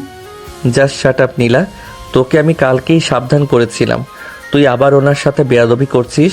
ইয়ানা মাস্টার্স কমপ্লিট করেছে, আর তুই তো এখনো ইন্টার পাস করতে পারিস নাই। তুই কোন সাহসে ওনার সাথে এইভাবে কথা বলছিস? নীলা, তুই মুখ সামলে কথা বল। ইয়ানা আমার বড় বউ, ওকে কেউ অপমান করলে আমি সহ্য করব না। সাবেরা, তুই তোর মেয়েকে শাসন কর। ফরিদা, তুই তোর এই বয়স্ক বউয়ের জন্য আমার মেয়েকে ধমক দিচ্ছিস? নীলা তো সত্যি কথাই বলেছে। ঠিক সেই মুহূর্তে ড্রয়িং রুমের দরজা ঠেলে জিশান ভেতরে প্রবেশ করলো। জিশানকে দেখে ইয়ানার মুখের হাসি মুহূর্তের মধ্যে মিলিয়ে গেল। ইয়ানার পুরো শরীর ভয়ে আর অপমানে কাঁপতে লাগলো। মাহির জিশানকে দেখে রাগে ফুঁসতে ফুঁসতে সোফা থেকে উঠে দাঁড়ালো। তুই তুই কোন সাহসে আমার বাড়িতে পা রেখেছিস? তোকে তো আমি খুন করে ফেলবো, কুত্তার বাচ্চা। মাহির জিশানকে মারার জন্য এগিয়ে যেতেই জিশান হাত তুলে মাহিরকে থামিয়ে দিয়ে বলে উঠল, রিল্যাক্স মাহির ভাই, তুমি এত রেগে যাচ্ছ কেন? আমি তো নিজে থেকে এখানে আসি নাই, আমাকে তো তোমার বউ ইয়ানাই ডেকেছে। মিথ্যাবাদী, তুই মিথ্যা কথা বলছিস জিসান। আমি কেন তোকে ডাকবো? তুই আমার জীবন ধ্বংস করেছিস, তোকে তো আমি ঘৃণা করি। বাহ ইয়ানা বাহ, সবার সামনে কি সুন্দর সতী সাবিত্রী বউয়ের নাটক করছো তুমি। আর রাতের বেলা লুকিয়ে লুকিয়ে আমাকে কল করে কান্না করো। আমাকে বলো তুমি ওই পিচ্ছি ছেলেটার সাথে সংসার করতে পারছো না, তুমি আমাকে নিয়ে পালাতে চাও। জিশানের কথা শুনে ড্রয়িং রুমের সবাই স্তব্ধ হয়ে গেল। ফরিদা বেগম আর ফাহাদ অবাক হয়ে জিশানের দিকে তাকিয়ে রইল। ইয়ানা হাউমাউ করে কেঁদে উঠে জিশানের দিকে আঙ্গুল তুলে বলল, তুই মিথ্যা বলছিস জিসান, তুই চরম মিথ্যা বলছিস। আব্বু, আপনারা ওর কথা বিশ্বাস করবেন না, ও আমাকে ফাঁসানোর চেষ্টা করছে। মাহির, তুমি কিছু বলো, ওকে ঘাড় ধাক্কা দিয়ে বের করে দাও। মাহির, ইয়ানা মা, ও যখন এত বড় কথা বলেছে নিশ্চয় ওর কাছে কোনো প্রমাণ আছে। জিসান, তুই কি প্রমাণ করতে পারবি ইয়ানা তোর সাথে যোগাযোগ রেখেছে? অবশ্যই পারবো চৌধুরী সাহেব। এই দেখেন আমার ফোন, এই দেখেন ইয়ানার নাম্বার থেকে কতবার আমার কাছে কল এসেছে, আর এই দেখেন আমাদের হোয়াটসঅ্যাপ চ্যাটিং। ইয়ানা আমাকে নিজের কত খারাপ খারাপ ছবি পাঠিয়েছে। জিশান তার ফোনটা আরমান চৌধুরীর হাতে দিল। আরমান চৌধুরী ফোনটা দেখে এমন ভান করলো যেন তিনি আকাশ থেকে পড়েছেন। আরমান চৌধুরী নিজের মাথায় হাত দিয়ে সোফায় বসে পড়লেন। ফাহাদ আর ফরিদা বেগমও ফোনটা দেখে চমকে গেলেন। ফেক ছবি আর মেসেজগুলো এতটাই নিখুঁত ছিল যে যে কেউ প্রথম দেখায় বিশ্বাস করতে বাধ্য হবে। ছি ছি ছি, ইয়ানা মা, তুমি এত নিচে নামতে পারলে? আমি তো শফিকের সামনে বাঁচাতে আমার এতিম ভাতিজাটার জীবন তোমার সাথে বেঁধে দিয়েছিলাম, আর তুমি কিনা আমাদের এত বড় ধোকা দিলে। না আব্বু, এগুলো সব মিথ্যে। আমি জানি না এই মেসেজ কোথা থেকে আসলো। আমি ওনাকে কল করি নাই। ফাহাদ ভাইয়া, আপনি অন্তত বিশ্বাস করেন আমাকে। আমি এমন কাজ করতে পারি না। ছোট বউ, আমি তোমাকেই বোনের মতো সম্মান করেছিলাম, কিন্তু নিজের চোখের সামনের এই প্রমাণ আমি কিভাবে অস্বীকার করব? তুমি মাহিনের সাথে এত বড় প্রতারণা কিভাবে করলে? মাহির তো তোমাকে অন্ধের মতো বিশ্বাস করে। আমি তো আগেই বলেছিলাম ভাইয়া, ওই বয়স্ক মেয়ের সুবিধার না।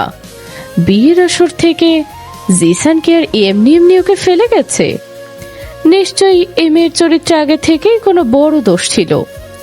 আমাদের মাহিরটা তো খুব বোকা, ও তো এই ডাইনির চালাকি বুঝতে পারে নাই। ইয়ানা অসহায়ভাবে সবার দিকে তাকাতে লাগলো। কেউ তার কথা বিশ্বাস করছে না। ইয়ানার মনে হলো তার পায়ের নিচ থেকে মাটি সরে যাচ্ছে।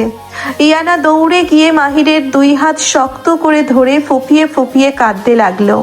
মাহির, তুমি তো জানো আমি কেমন। তুমি তো আমার চোখের ভাষা পড়তে পারো। তুমি তো আমাকে দেবী মানো মাহির। তুমি অন্তত এদের বলো যে আমি নির্দোষ। তুমি জিসানকে মারো মাহির, ও আমাকে সবার সামনে চরিত্রহীন বানাচ্ছে। তুমি চুপ করে আছো কেন মাহির? তুমি কিছু বলো। মাহির পাথরের মূর্তির মতো দাঁড়িয়ে আছে। তার চোখের সামনে জিশানের দেখানো ফেক ছবিগুলো ভাসছে। মাহির তো ছোট ছেলে, তার মনটা এত চক্রান্ত আর জালিয়াতি বোঝার মতো পক্ক হয় নাই। তার উপর আরমান চৌধুরী মাহিরের কাছে ভগবানের মতো। সেই চাচা যখন নিজে প্রমাণ দেখে ইয়ানাকে দোষী বলছে, তখন মাহিরের মস্তিষ্কে কিছু কাজ করছে না। আরমান চৌধুরী মাহিরের কাছে এসে মাহিরের কাঁধে হাত রেখে কাঁদতে কাঁদতে বলল, মাহির রে, আমি তোর জীবনটা নিজ হাতে নষ্ট করে দিলাম বাবা। আমি তো ভেবেছিলাম শফিকের মেয়ে সতী সাবিত্রী। আমি বুঝতে পারি নাই তোর সাথে এত বড় প্রতারণা করবে। আমাকে ক্ষমা করে দে বাবা। চাচার চোখের পানি দেখে মাহিরের বুকের ভেতরটা ভেঙে চুরমার হয়ে গেল। মাহির যে চাচাকে নিজের বাবা মায়ের চেয়েও বেশি ভালোবাসে, সেই চাচার চোখের পানি মাহির সহ্য করতে পারল না। মাহির ইয়ানার হাত দুটো নিজের হাত থেকে আস্তে করে ছাড়িয়ে নিল। মাহিরের এই নীরবতা ইয়ানার বুকের ভেতর হাজারটা সূচ হয়ে বিঁধতে লাগলো। মাহির, তুমি আমার হাত ছাড়িয়ে নিলে? তুমিও কি বিশ্বাস করলে যে আমি চরিত্রহীন? তুমিও কি ওই জিসানের কথা বিশ্বাস করলে মাহির? তুমি না বলেছিলে তুমি আমার ঢাল হয়ে থাকবে? তুমি না বলেছিলে পৃথিবীর সব ঝড় তুমি নিজের বুকে নিবে? আজ এই অপমানের ঝড়ে তুমি আমাকে একা ছেড়ে দিচ্ছ মাহির। আমি জানি না ইয়ানা, আমার মাথা কাজ করছে না। চাচা কখনো মিথ্যা বলতে পারেন না, আর ওই প্রমাণগুলো আমি সত্যি বুঝতে পারছি না কোনটা সত্যি আর কোনটা মিথ্যে। আমাকে একটু একা থাকতে দিন ইয়ানা। মাহিরের এই শান্ত কিন্তু নির্লিপ্ত কথাগুলো ইয়ানার শেষ সম্বলটুকুও কেড়ে নিল। জিশানের ফেক প্রমাণ বা ফ্যামিলির অপমানে ইয়ানা যতটা না ভেঙে পড়েছিল, তার চেয়ে হাজার গুণ বেশি ভেঙে পড়ল মাহিরের এই নীরবতায়। ইয়ানা এক কদম পিছিয়ে গেল।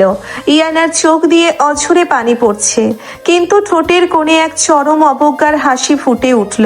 তুমি সত্যিই অনেক ছোট মাহির। আমি ভুল করেছিলাম তোমার এই পরিপক্ক কথাগুলো বিশ্বাস করে।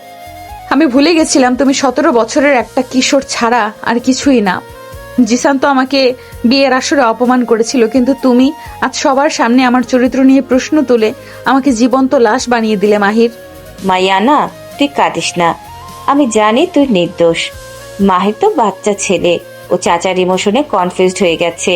তুই ওকে একটু সময় দে মা। না চাচি, সময় দেওয়ার মতো আর কিচ্ছু বাকি নেই। যে স্বামী বিপদের সময় নিজের স্ত্রীর পাশে ঢাল হয়ে দাঁড়াতে পারে না, তার সাথে সংসার করা আর না করার সমান। আমি শফিকুর রহমানের মেয়ে, আমি কারো দয়ায় বেঁচে থাকতে চাই না। ইয়ানা মাহিরের চোখের দিকে শেষবারের মতো তাকালো। মাহিরের চোখে পানি টলমল করছে, কিন্তু সে কিছু বলতে পারছে না। ইয়ানা আর এক মুহূর্তও না দাঁড়িয়ে গটগট করে সিঁড়ি দিয়ে ওপরে উঠে গেল। কিছুক্ষণ পর ইয়ানা নিজের একটা ছোট্ট ট্রলি ব্যাগ নিয়ে নিচে নেমে আসলো।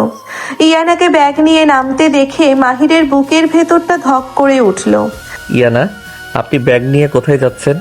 এত রাতে আপনি কোথায় যাবেন? তোমার অধিকার শেষ হয়ে গেছে মাহির। তুমি আমাকে আর কোনো প্রশ্ন করতে পারো না। তুমি তোমার চাচার সম্মান আর তোমার ওই ফেক প্রমাণ নিয়ে থাকো। আমি চললাম। ইয়ানা চৌধুরী ভিলার বিশাল দরজা দিয়ে বাইরে অন্ধকারে বেরিয়ে গেল। মাহির দৌড়ে গিয়ে ইয়ানাকে থামাতে চাইল, কিন্তু আরমান চৌধুরী শক্ত করে মাহিরের হাত ধরে ফেলল।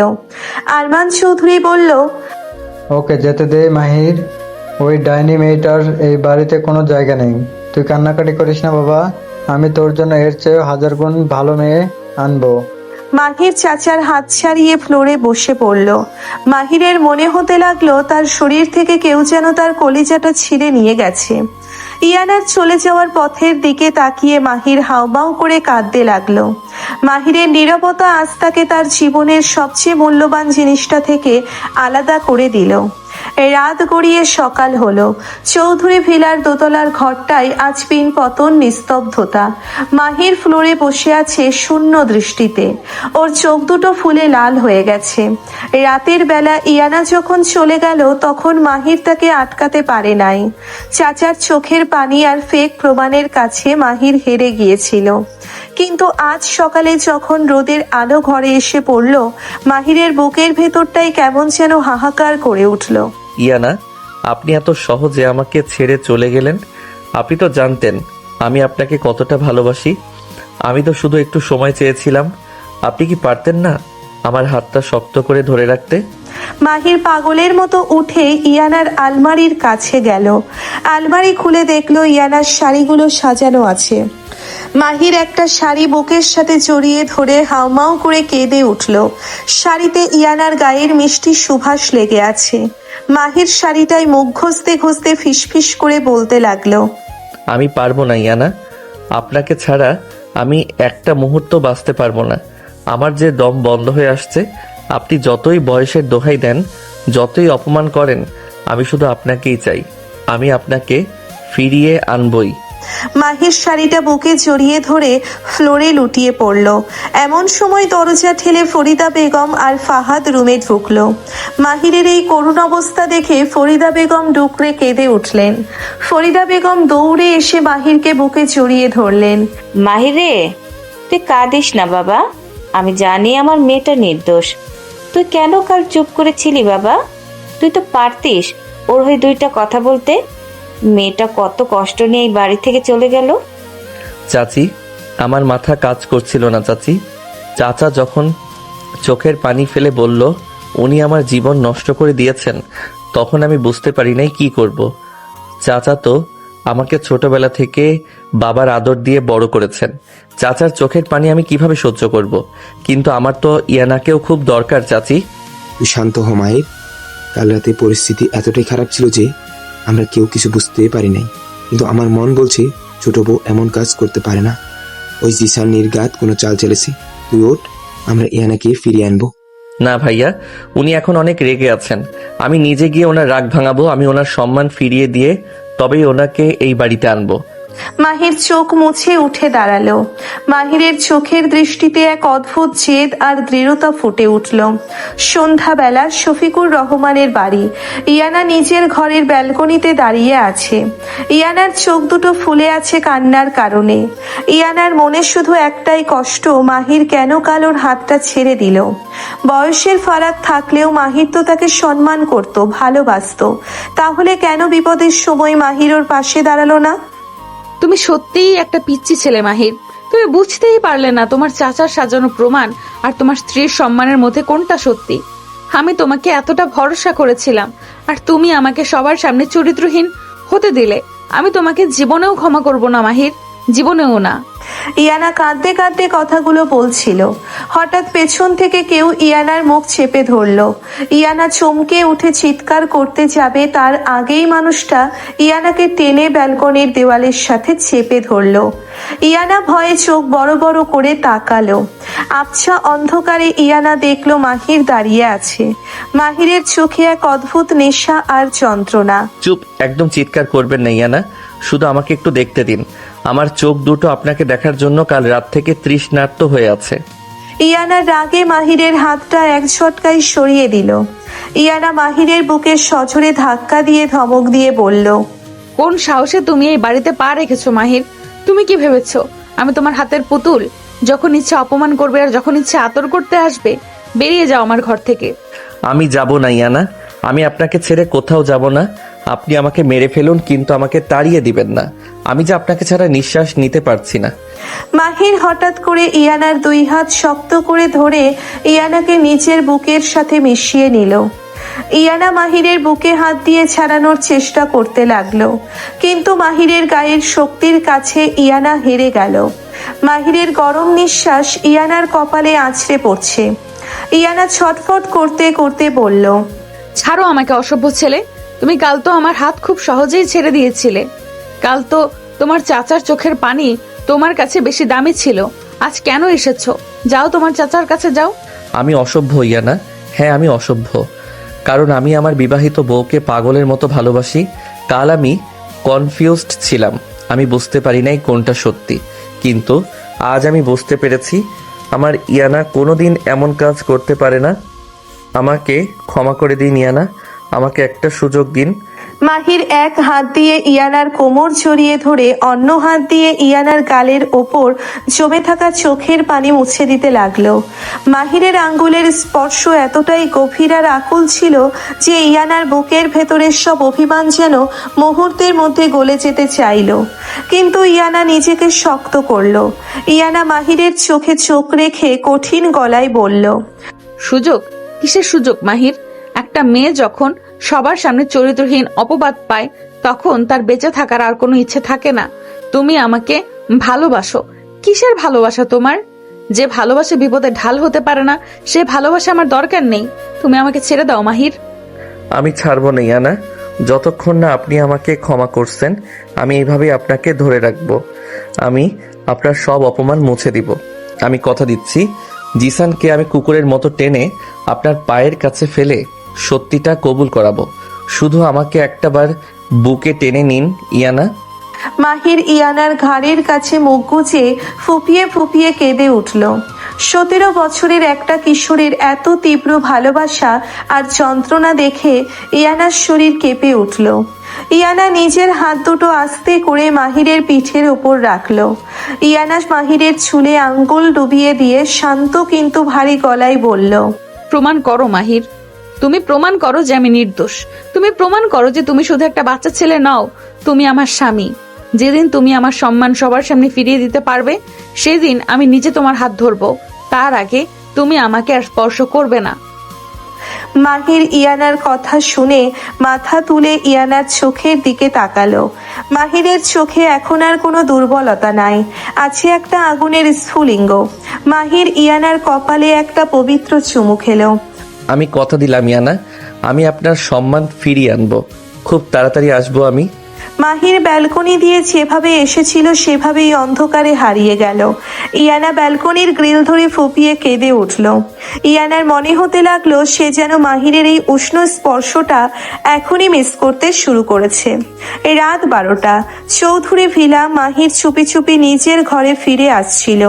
হঠাৎ সে দেখলো আরমান চৌধুরীর স্টাডি রুমের দরজা একটু খোলা, ভেতর থেকে আলোর রেখা বাইরে আসছে। মাহির ভাবলো চাচা হয়তো এখনো জেগে আছেন। মাহির চাচার সাথে দেখা করার জন্য পা বাড়ালো, কিন্তু দরজার কাছে গিয়ে আরমান চৌধুরীর কথা শুনে মাহিরের পায়ের তলায় মাটি যেন কেঁপে উঠল। হাহা, রহমত, তুই দেখেছিস জিসান কিভাবে নিখুঁত নাটকটাই করলো? ওই এতিম মাহির তো ঘাড় ধাক্কা দিয়ে বের করে দিল ইয়ানাকে। আমি শুধু 2 ফোঁটা চোখের পানি ফেলেছি আর গাধাটা সব বিশ্বাস করে নিল। মালিক, আপনি তো অনেক বড় চাল চাললেন, কিন্তু মাহির বাবা যদি কোনোদিন সত্যি জানিয়ে যায়, কিছু জানবে না। ওই মাহির তো আমাকে ভগবান মানে। আর বাপ মাকে আমি নিজের হাতে গাড়ির ব্রেক ফেল করিয়ে খুন করেছি, সেটাও তো ও জানে না। আমার ভাইয়ের কত বড় সম্পত্তি, ওই সম্পত্তি আমি একা ভোগ করবো বলে আমার নিজের ভাই আর ভাবিকে মেরে ফেললাম। আর এই ইয়ানা তো সামান্য একটা মেয়ে। ওর কি এমন ক্ষমতা যে আমার সাজানো প্ল্যান নষ্ট করবে? কালই আমি জিসানকে বাকি টাকা দিয়ে দেশ থেকে দূরে পাঠিয়ে দেব। আরমান চৌধুরীর এই ভয়ঙ্কর কথাগুলো শুনে দরজার বাইরে দাঁড়িয়ে থাকা মাহিরের পুরো পৃথিবী যেন থমকে গেল। মাহির হাত দিয়ে নিজের মুখ চেপে ধরলো যাতে কোনো চিৎকার বেরিয়ে না আসে। মাহিরের চোখ দিয়ে দরদর করে পানি পড়তে লাগলো। যে চাচাকে সে বাবা মায়ের চেয়েও বেশি ভালোবেসেছে, যে চাচার চোখের পানির জন্য সে নিজের ভালোবাসা ইয়ানাকে ঘর থেকে বের করে দিয়েছে, সেই চাচাই কিনা তার বাবা মায়ের খুনি, সেই চাচাই কিনা ইয়ানার চরিত্রের উপর অপবাদ দিয়েছে। না, এটা হতে পারে না। আমার চাচা এত বড় শয়তান হতে পারে না। আমার বাবা মাকে চাচা খুন করেছে, আমার ইয়ানাকে চাচা ফাঁসিয়েছে। মাহিরার এক মুহূর্তও সেখানে দাঁড়ালো না। সে পাগলের মতো ছুটে চৌধুরী ভিলা থেকে বেরিয়ে রাস্তায় চলে আসলো। রাতের ফাঁকা রাস্তায় মাহির একটা ল্যাম্পপোস্টের নিচে বসে 2 হাত দিয়ে নিজের মাথা চেপে ধরে হাউমাউ করে কাঁদতে লাগলো। 17 বছরের একটা কিশোরের মাথার উপর যেন আকাশ ভেঙে পড়লো। এত বড় ধোঁকা, এত বড় প্রতারণা। আমি কি করলাম? আমি আমার চাচার উপর অন্ধবিশ্বাস করে আমার ইয়ানাকে কত কষ্ট দিলাম। আমি ইয়ানার চোখের পানি দেখতে পাই নাই, আমি ওই খুনি চাচার চোখের পানি দেখেছিলাম। আমাকে ক্ষমা করবেন ইয়ানা, আমাকে ক্ষমা করবেন। মাহিরের কান্না রাতের নিস্তব্ধতাকে ছিঁড়ে ফেলতে লাগলো, কিন্তু মাহির বেশিক্ষণ ভেঙে পড়ল না। মাহিরের কান্নায় জায়গা নিল এক ভয়ঙ্কর জেদ আর প্রতিশোধের আগুন। মাহির ফোন বের করে তার বেস্ট ফ্রেন্ড সায়েমকে কল দিল। সায়েম, তুই এখনই পুলিশের ইন্সপেক্টর তারেক ভাইকে নিয়ে জিসানের গোপন ডেরায় আয়। আমি আসছি। আজ জিসানের শেষ দিন। সায়েম কিছু বলার আগেই মাহির কল কেটে দিল। মাহির একটা সিএনজি নিয়ে সোজা জিশানের ফ্ল্যাটের দিকে রওনা দিল। রাত 2টো। জিশানের ফ্ল্যাট। জিশান টাকা গুনছিল আর মদ খাচ্ছিল। হঠাৎ ফ্ল্যাটের দরজা এক লাথিতে ভেঙে গেল। জিশান চমকে উঠে তাকালো, দেখলো দরজায় মাহির দাঁড়িয়ে আছে। মাহিরের চোখ দুটো আগুনের গোলার মতো জ্বলছে। মাহির, তুই এত রাতে এখানে কি করিস? তুই আমাকে মারতে এসেছিস? মাহির কোনো কথা না বলে বাঘের মতো ঝাঁপিয়ে পড়ল জিশানের ওপর। মাহির জিশানের কলার ধরে সজোরে একটা ঘুষি বসিয়ে দিল জিশানের মুখে। জিশান ছিটকে গিয়ে ফ্লোরে পড়ল। জিশানের মুখ দিয়ে রক্ত বের হতে লাগলো। তুই আমার ইয়ানাকে চরিত্রহীন বলেছিস, তুই আমার চাচার সাথে মিলে আমার স্ত্রীর সম্মান নষ্ট করেছিস। আজ আমি তোকে জ্যান্ত পুঁতে ফেলবো, কুত্তার বাচ্চা। মাহির জিশানের বুকের ওপর বসে এলো পাথারে ঘুষি মারতে লাগলো। জিশান ব্যথায় কুকড়ে গিয়ে চিৎকার করতে লাগলো। মাহির ভাই, আমাকে ছেড়ে দে, আমাকে মারিস না। আমি সব সত্যি বলে দেব। তোর চাচাই আমাকে টাকা দিয়েছিল এই নাটক করার জন্য। আমি সব জানি, শুয়োরের বাচ্চা। তুই ওই ফেক ছবিগুলো কিভাবে বানিয়েছিস সব বল। ঠিক এমন সময় সায়েম আর ইন্সপেক্টর তারেক রুমে ঢুকলো। তারেক এসে মাহিরকে টেনে তুললো। শান্ত হও মাহির, ওকে মেরে ফেললে তো আমরা প্রমাণ পাবো না। জিশান, তুই মুখ খোল, না হলে আমি তোকে রিমান্ডে নিয়ে এমন পেটাবো যে তোর বাপ মনে পড়ে যাবে। স্যার, আমাকে বাঁচান।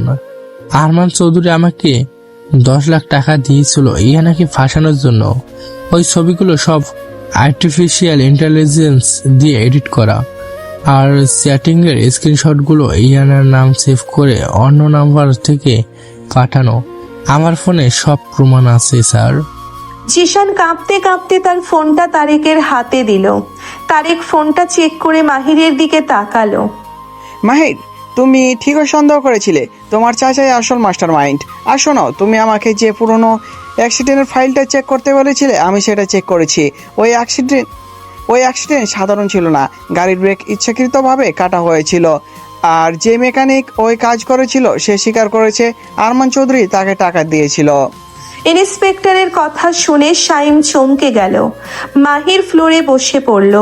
মাহিরের চোখ দিয়ে কোনো পানি পড়ছে না, শুধু এক ভয়ঙ্কর শূন্যতা আর ঘৃণা কাজ করছে। মাহির, তুই ঠিক আছিস ভাই? তোর চাচা এত বড় শয়তান? আমার কোনো চাচা নাই সায়েম। ওই মানুষটা আমার বাবা মায়ের খুনি। ওই মানুষটা আমার ইয়ানার সম্মান নষ্ট করেছে।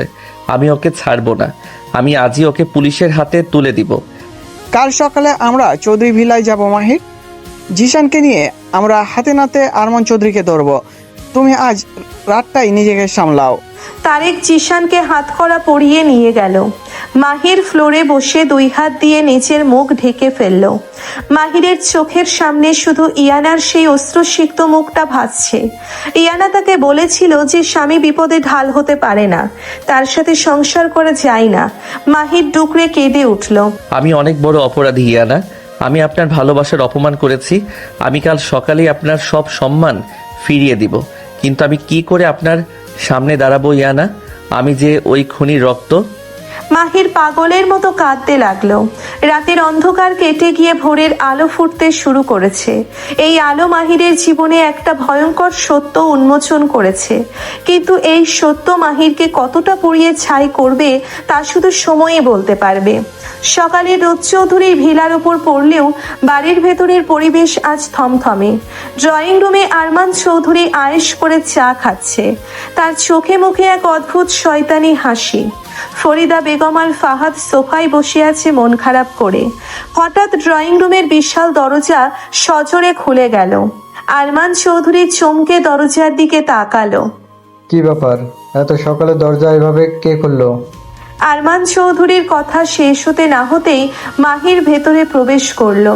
মাহিরের চোখ দুটো জবা ফুলের মতো লাল। মাহিরের ঠিক পেছনেই ইন্সপেক্টর তারেক জিশানের কলার ধরে ভেতরে নিয়ে আসলো। জিশানের মুখ ভর্তি রক্ত আর কালশিটে দাগ। ফরিদা বেগম আর ফাহাদ চমকে উঠে দাঁড়ালো। মাহির, তুই কোথায় ছিলি সারা রাত বাবা? আর এই জিসানের এই অবস্থা কে করেছে? পুলিশ কেন আমাদের বাড়িতে? তারেক সাহেব, আপনারা আমার বাড়িতে কি করছেন? আর জিসানকে এভাবে মেরেছেন কেন? মাহির, তুই পুলিশ নিয়ে এসেছিস কেন বাবা? বাবা, আমাকে বাবা বলে ডাকবেন না আপনি। আপনার ওই নোংরা মুখে আমাকে বাবা ডাকার কোনো অধিকার আপনার নাই। আপনি একটা খুনি, আপনি একটা বেঈমান। মাহিরের মুখে এমন কথা শুনে ফরিদা বেগম আর ফাহাদ স্তব্ধ হয়ে গেল। আরমান চৌধুরীর চায়ের কাপ হাত থেকে ফ্লোরে পড়ে ভেঙে গেল। আরমান চৌধুরী কাঁপা কাঁপা গলায় বলল, মাহির, তুই এসব কি বলছিস? আমি তো চাচা, আমি তোকে নিজের ছেলের মতো বড় করেছি, তুই আমাকে খুন করেছিস? চুপ, একদম চুপ থাকবেন আপনি। আপনার ওই মিথ্যে ভালোবাসার অভিনয় আমি আজ শেষ করে দিব। জিসান, বল, সবার সামনে বল, কাল তুই কিসের নাটক করেছিলি? আমাকে মাফ করে দেন চৌধুরী সাহেব। মাহির ভাই আমাকে মেরে সব বের করে নিয়েছে। আমি পুলিশের কাছে সব স্বীকার করেছি। ফরিদা আন্টি, কাল ইয়ানার নামে আমি যত প্রমাণ দিয়েছিলাম সব ভুয়া ছিল।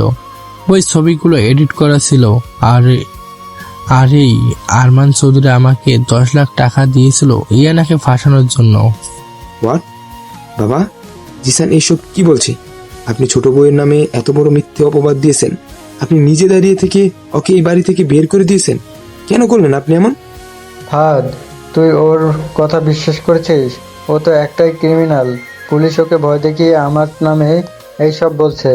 আর কেন ইয়ানার ক্ষতি চাইতে যাব? চৌধুরী সাহেব, আপনার অভিনয় এবার বন্ধ করুন। জিশানের ফোনে আপনার কল রেকর্ড আর মেসেজ সব আমরা পেয়েছি। আপনি টাকা দেওয়ার সময় জিশান ভিডিও করে রেখেছিল। আপনার বাঁচার আর কোনো উপায় নেই। ইন্সপেক্টর তারেকের কথা শুনে ফরিদা বেগম ফ্লোরে বসে পড়লেন। ফরিদা বেগম নিজের মাথায় হাত দিয়ে হাউমাউ করে কাঁদতে লাগলেন। মাহির আরমান চৌধুরীর খুব কাছে গিয়ে দাঁড়ালো। মাহিরের চোখের পানি আর বাঁধ মানল না। আপনি শুধু আমার ইয়ানাকে ফাঁসিয়ে দেন নাই আরমান সাহেব, আপনি আমার জীবনটা ধ্বংস করে দিয়েছেন। আপনি আমার বাবা মাকে খুন করেছেন। মাহির, তুই এসব কি বলছিস বাবা? তোর বাবা মা তো অ্যাক্সিডেন্টে মারা গেছে। তোর চাচা কিভাবে খুন করবে? না চাচি, আমার বাবা মা অ্যাক্সিডেন্টে মারা যায় নাই। এই পাষণ্ড মানুষটা সম্পত্তির লোভে গাড়ির ব্রেক ফেল করিয়ে আমার বাবা মাকে খুন করেছে। ইন্সপেক্টর তারেক ভাই ওই মেকানিককেও ধরে ফেলেছে। ওই মেকানিক সব স্বীকার করেছে। ফরিদা বেগম আর ফাহাদের পায়ের নিচ থেকে যেন মাটি সরে গেল। ফাহাদ দৌড়ে গিয়ে আরমান চৌধুরীর কলার চেপে ধরল। ফাহাদের চোখে আগুন জ্বলছে। আপনি এত বড় জানোয়ার। সম্পত্তির লোভে আপনি নিজের ভাইকে খুন করেছেন, আর মায়ের কি এতিম করে এত বছর ধরে আমাদের সামনে ভালো সাজার নাটক করছেন। আমি আপনার মতো খুনিকে বাবা বলতে ঘৃণা করি। আজ থেকে আপনার সাথে আমার কোনো সম্পর্ক নাই। হ্যাঁ, আমি খুন করেছি। কি করবি তোরা? আমার ভাইয়ের এত বড় সম্পত্তি আমি কোনো এই পিচ্ছি ছেলেকে দেব? আমি আমার ফ্যামিলির জন্য সব করেছি। আর এই ইয়ানা মেয়েটা খুব চালাক ছিল। ও মাহিরকে বুদ্ধি দিয়ে সম্পত্তি নিয়ে নিত, তাই আমি ওকে সরিয়ে দিয়েছি। ফ্যামিলির জন্য? আপনি ফ্যামিলির জন্য খুন করেছেন? আপনি তো একটা সাইকোপ্যাথ। আপনি আমার ভগবান ছিলেন। আপনার চোখের পানির জন্য আমি আমার ভালোবাসাকে বিশ্বাস করি নাই। আমি আমার ইয়ানার হাতটা সবার সামনে ছেড়ে দিয়েছি। আপনি আমাকে ইয়ানার চোখে অপরাধী বানিয়ে দিয়েছেন। আমি আপনাকে নিজের হাতে খুন করে ফেলতাম, কিন্তু আমি আমার ইয়ানার কাছে কথা দিয়েছি আমি খুনি হব না। মাহির, তুমি শান্ত হও, আইন ওর বিচার করবে। কনস্টেবল, ওনাকে অ্যারেস্ট করো। পুলিশ আরমান চৌধুরী আর জিশানকে হাতকড়া পরিয়ে নিয়ে গেল। চৌধুরী ভিলা আজ যেন শ্মশান হয়ে গেল। ফরিদা বেগম ফ্লোরে বসে কাঁদছেন। ফাহাদ মাহিরকে জড়িয়ে ধরে হু হু করে কাঁদছে। মাহিরের চোখে কোনো পানি নাই, শুধু এক বুক শূন্যতা। ভাইয়া, আমি এখন কি করব? আমি তো সব হারিয়ে ফেললাম। আমার বাবা মা, আমার চাচা, আমার ইয়ানা। আমি কার কাছে যাব ভাইয়া? তুই কাঁদিস না মাহির, আমরা তো আছি তোর সাথে। তুই এখনই যা ছোট বউয়ের কাছে, ওকে ফিরিয়ে আন। ও তোকে অনেক ভালোবাসে, ও ঠিক তোকে ক্ষমা করে দিবে। বিকেলবেলা নদীর পাড়ে এক অদ্ভুত নিস্তব্ধতা। সূর্যটা পশ্চিম আকাশে হেলে পড়েছে। নদীর ঠান্ডা বাতাস ইয়ানার চুলগুলোকে এলোমেলো করে দিচ্ছে। ইয়ানা নদীর পাড়ে একটা পাথরের ওপর বসে আছে। কাল রাত থেকে তার চোখে ঘুম নাই। মাহিরের মুখটা বারবার তার চোখের সামনে ভাসছে। ইয়ানা আপন মনে ফিসফিস করে বলতে লাগলো, তুমি কি সত্যি আমাকে ভুলে গেলে মাহির? তুমি কি একবারও সত্যিটা খোঁজার চেষ্টা করলে না? তুমি তো আমাকে দেবী মানতে। তোমার ওই ছোট্ট বুকে এত বড় মিথ্যে কিভাবে জায়গা নিল মাহির? আমি যে তোমাকে ছাড়া থাকতে পারছি না, আমার শ্বাস নিতেও কষ্ট হচ্ছে। ইয়ানার চোখ দিয়ে টপ টপ করে পানি পড়ছে। হঠাৎ ইয়ানা অনুভব করলো তার পেছনে কেউ দাঁড়িয়ে আছে। ইয়ানা চমকে পেছনে ফিরে তাকালো, দেখলো মাহির দাঁড়িয়ে আছে। মাহিরের চুলগুলো উস্কো খুস্কো, শার্টের বোতাম খোলা, আর চোখ দুটো কান্নায় ফুলে আছে। মাহিরকে এতটা বিধ্বস্ত ইয়ানা এর আগে কখনো দেখে নাই। ইয়ানা এক মুহূর্তের জন্য নিজের সব অভিমান ভুলে মাহিরের দিকে এগিয়ে যেতে চাইল, কিন্তু পরক্ষণেই নিজেকে সামলে নিল। ইয়ানা মুখ ঘুরিয়ে নিল। তুমি এখানে কেন এসেছো মাহির? আমি তো তোমাকে বলেছিলাম আমার সম্মান ফিরিয়ে না দেওয়া পর্যন্ত আমার সামনে আসবে না। তুমি কি তোমার চাচার নতুন কোনো প্রমাণ নিয়ে এসেছো আমাকে অপমান করার জন্য? মাহির কোনো কথা না বলে ধীর পায়ে ইয়ানার সামনে গিয়ে দাঁড়ালো। মাহিরের হাঁটু দুটো কাঁপছে। মাহির হঠাৎ করে ইয়ানার পায়ের কাছে হাঁটু গেড়ে বসে পড়ল। ইয়ানা চমকে পিছিয়ে যেতে চাইল। মাহির ইয়ানার দুই হাঁটু শক্ত করে জড়িয়ে ধরে হাউমাউ করে কেঁদে উঠল। আমাকে ক্ষমা করে দিন ইয়ানা, আমাকে আপনি যা খুশি শাস্তি দিন, কিন্তু আমাকে আপনার থেকে দূরে সরিয়ে দিবেন না। আমি যে মরে যাব ইয়ানা, আমি সব সত্যি জেনে গেছি। জিসান আর আমার চাচাই আপনাকে ফাঁসিয়েছিল। পুলিশ তাদের ধরে নিয়ে গেছে। আপনার সম্মান আজ সবার উপরে ইয়ানা। তুমি সত্যি বলছো মাহির? তুমি প্রমাণ করেছো যে আমি নির্দোষ? হ্যাঁ ইয়ানা, কিন্তু আমি একটা ভয়ঙ্কর সত্যের নিচে চাপা পড়ে গেছি। আমার চাচা শুধু আপনাকে ফাঁসান নাই, তিনি আমার বাবা মায়ের খুনি। তিনি সম্পত্তির লোভে আমার বাবা মাকে খুন করেছিলেন। ইয়ানা স্তব্ধ হয়ে গেল। ইয়ানার বুকের ভেতরটা কেঁপে উঠল। 17 বছরের একটা ছেলে, যার বাবা মা নাই, যাকে তার খুনি চাচাই এত বছর ধরে বড় করেছে, সেই সত্যিটা জানার পর এই ছেলেটার মনের উপর দিয়ে কি ঝড় বয়ে যাচ্ছে তা ইয়ানা অনুভব করতে পারল। ইয়ানার সব অভিমান এক নিমেষে গলে জল হয়ে গেল। ইয়ানা ফ্লোরে বসে মাহিরের মুখটা নিজের 2 হাত দিয়ে তুলে ধরল। মাহির, আমার দিকে তাকাও। তুমি এত বড় কষ্ট বুকে নিয়ে আমার কাছে ক্ষমা চাইতে এসেছো। তুমি তো কোনো অন্যায় করো নাই মাহির। তুমি তো শুধু তোমার চাচার চোখের পানির কাছে হেরে গিয়েছিলে, যে চাচাকে তুমি ভগবান মানতে। কিন্তু আমি আপনার হাত ছেড়ে দিয়েছিলাম ইয়ানা। যে হাত আমি সারা জীবন ধরে রাখার কথা দিয়েছিলাম, সেই হাত আমি বিপদের সময় ছেড়ে দিয়েছি। আমি আপনার স্বামী হওয়ার যোগ্য না ইয়ানা। আমি অনেক বড় অপরাধী। আপনি আমাকে লাথি মেরে সরিয়ে দিন। চুপ, একদম চুপ। তুমি আর একটা কথাও বলবে না। ইয়ানা মাহিরকে শক্ত করে নিজের বুকের সাথে জড়িয়ে ধরল। ইয়ানা মাহিরের চুলে আঙ্গুল ডুবিয়ে দিয়ে ফুপিয়ে ফুপিয়ে কাঁদতে লাগলো। মাহির ইয়ানার বুকে মুখ গুজে বাচ্চাদের মতো কাঁদতে লাগলো। নদীর পাড়ে এই দুই অসম বয়সের মানুষের কান্না যেন প্রকৃতির সব বাতাসকে ভারী করে তুলল। অনেকক্ষণ পর ইয়ানা নিজেকে শান্ত করলো। ইয়ানা মাহিরকে নিজের বুক থেকে একটু সরিয়ে মাহিরের চোখের দিকে তাকালো।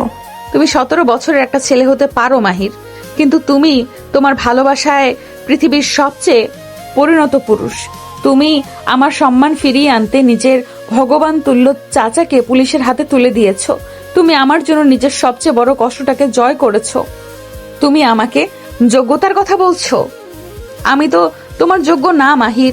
ইয়ানা, আপনি আমাকে ক্ষমা করেছেন। আপনি সত্যি আমাকে আর ভুল বুঝবেন না তো? আমি তোমায় কোনোদিন ভুল বুঝি নাই মাহির। আমি শুধু অভিমান করেছিলাম।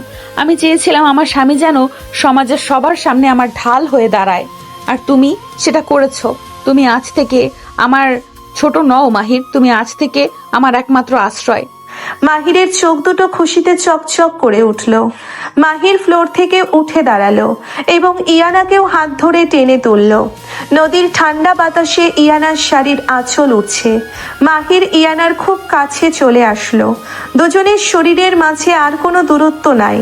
মাহিরের গরম নিঃশ্বাস ইয়ানার কপালে আছড়ে পড়ছে। ইয়ানার হৃদস্পন্দন এতটাই বেড়ে গেছে যে মাহির সেটা স্পষ্ট শুনতে পাচ্ছে। ইয়ানা, আমি কি আপনাকে ছুঁতে পারি? আমি কি আমার স্ত্রীর ওপর আমার অধিকারটুকু পেতে পারি? তুমি আমার স্বামী মাহির, তোমার অধিকার তো আমার পুরো সত্তার উপর। তুমি কেন পারমিশন চাইছো? মাহির আর এক মুহূর্ত অপেক্ষা করলো না। মাহির নিজের দুই হাত দিয়ে ইয়ানার কোমর শক্ত করে জড়িয়ে ধরে ইয়ানাকে নিজের সাথে মিশিয়ে নিল। ইয়ানার শরীরটা লজ্জায় আর শিহরণে কেঁপে উঠল। ইয়ানা নিজের দুই হাত দিয়ে মাহিরের ঘাড় জড়িয়ে ধরল। মাহির খুব ধীরে ধীরে ইয়ানার মুখমণ্ডল নিজের এক হাত দিয়ে ধরে ইয়ানার চোখের দিকে তাকালো। আপনি জানেন ইয়ানা, আপনার এই চোখের দিকে তাকালে আমি আমার পৃথিবীর সব কষ্ট ভুলে যাই। আমি আপনাকে কতটা ভালোবাসি সেটা বোঝানোর মতো কোনো ভাষা আমার জানা নাই। আমি শুধু জানি আপনি ছাড়া আমার আর কোনো অস্তিত্ব নাই। আমিও তোমাকে অনেক ভালোবাসি মাহির, অনেক ভালোবাসি। তুমি আমার জীবনে না আসলে আমি বুঝতেই পারতাম না সত্যিকারের সম্মান আর ভালোবাসা কাকে বলে। তুমি আমাকে নতুন করে বাঁচতে শিখিয়েছো। ইয়ানার কথা শেষ হতে না হতেই মাহিরের ঠোঁট ইয়ানার ঠোঁটের ওপর নেমে আসলো। ইয়ানা চোখ বন্ধ করে নিল। মাহিরের এই চুমুটা আগের মতো আলতো ছিল না। এতে ছিল এক তীব্র অধিকার আর না পাওয়ার যন্ত্রণার অবসান। ইয়ানাও মাহিরের এই গভীর ভালোবাসায় নিজেকে পুরোপুরি সঁপে দিল। নদীর ঢেউয়ের শব্দের মাঝে তাদের এই দীর্ঘ আর গভীর রোমান্টিক মিলন যেন প্রকৃতির একটা সুন্দর অংশ হয়ে গেল। কিছুক্ষণ পর মাহির ইয়ানাকে ছেড়ে দিয়ে ইয়ানার কপালে নিজের কপাল ঠেকিয়ে ফিসফিস করে বলল, এবার তো আমাকে সারা জীবন আপনার আয়াগিরি করতে হবে ইয়ানা। আপনি তো 25 বছরের একটা ধাড়ি মেয়ে, আর আমি তো 17 বছরের একটা বাচ্চা। ফাজিল ছেলে কোথাকার, তুমি আবার ওই কথা তুলছো? আজ বাড়ি চলো, আমি তোমায় দেখাচ্ছি কে কার আয়াগিরি করে। আমি তো ভয় পেয়ে গেলাম। তা আমার বউ আমাকে কি শাস্তি দিবে আজ রাতে? মাহির, তুমি দিন দিন অনেক বেশি অসভ্য হয়ে যাচ্ছ। আমি তোমার সাথে কথাই বলবো না। ইয়ানা লজ্জায় মুখ লাল করে মাহিরের বুকে হালকা ধাক্কা দিয়ে চলে যাওয়ার ভান করলো। মাহির এক টানে ইয়ানাকে আবার নিজের বুকে ফিরিয়ে আনলো।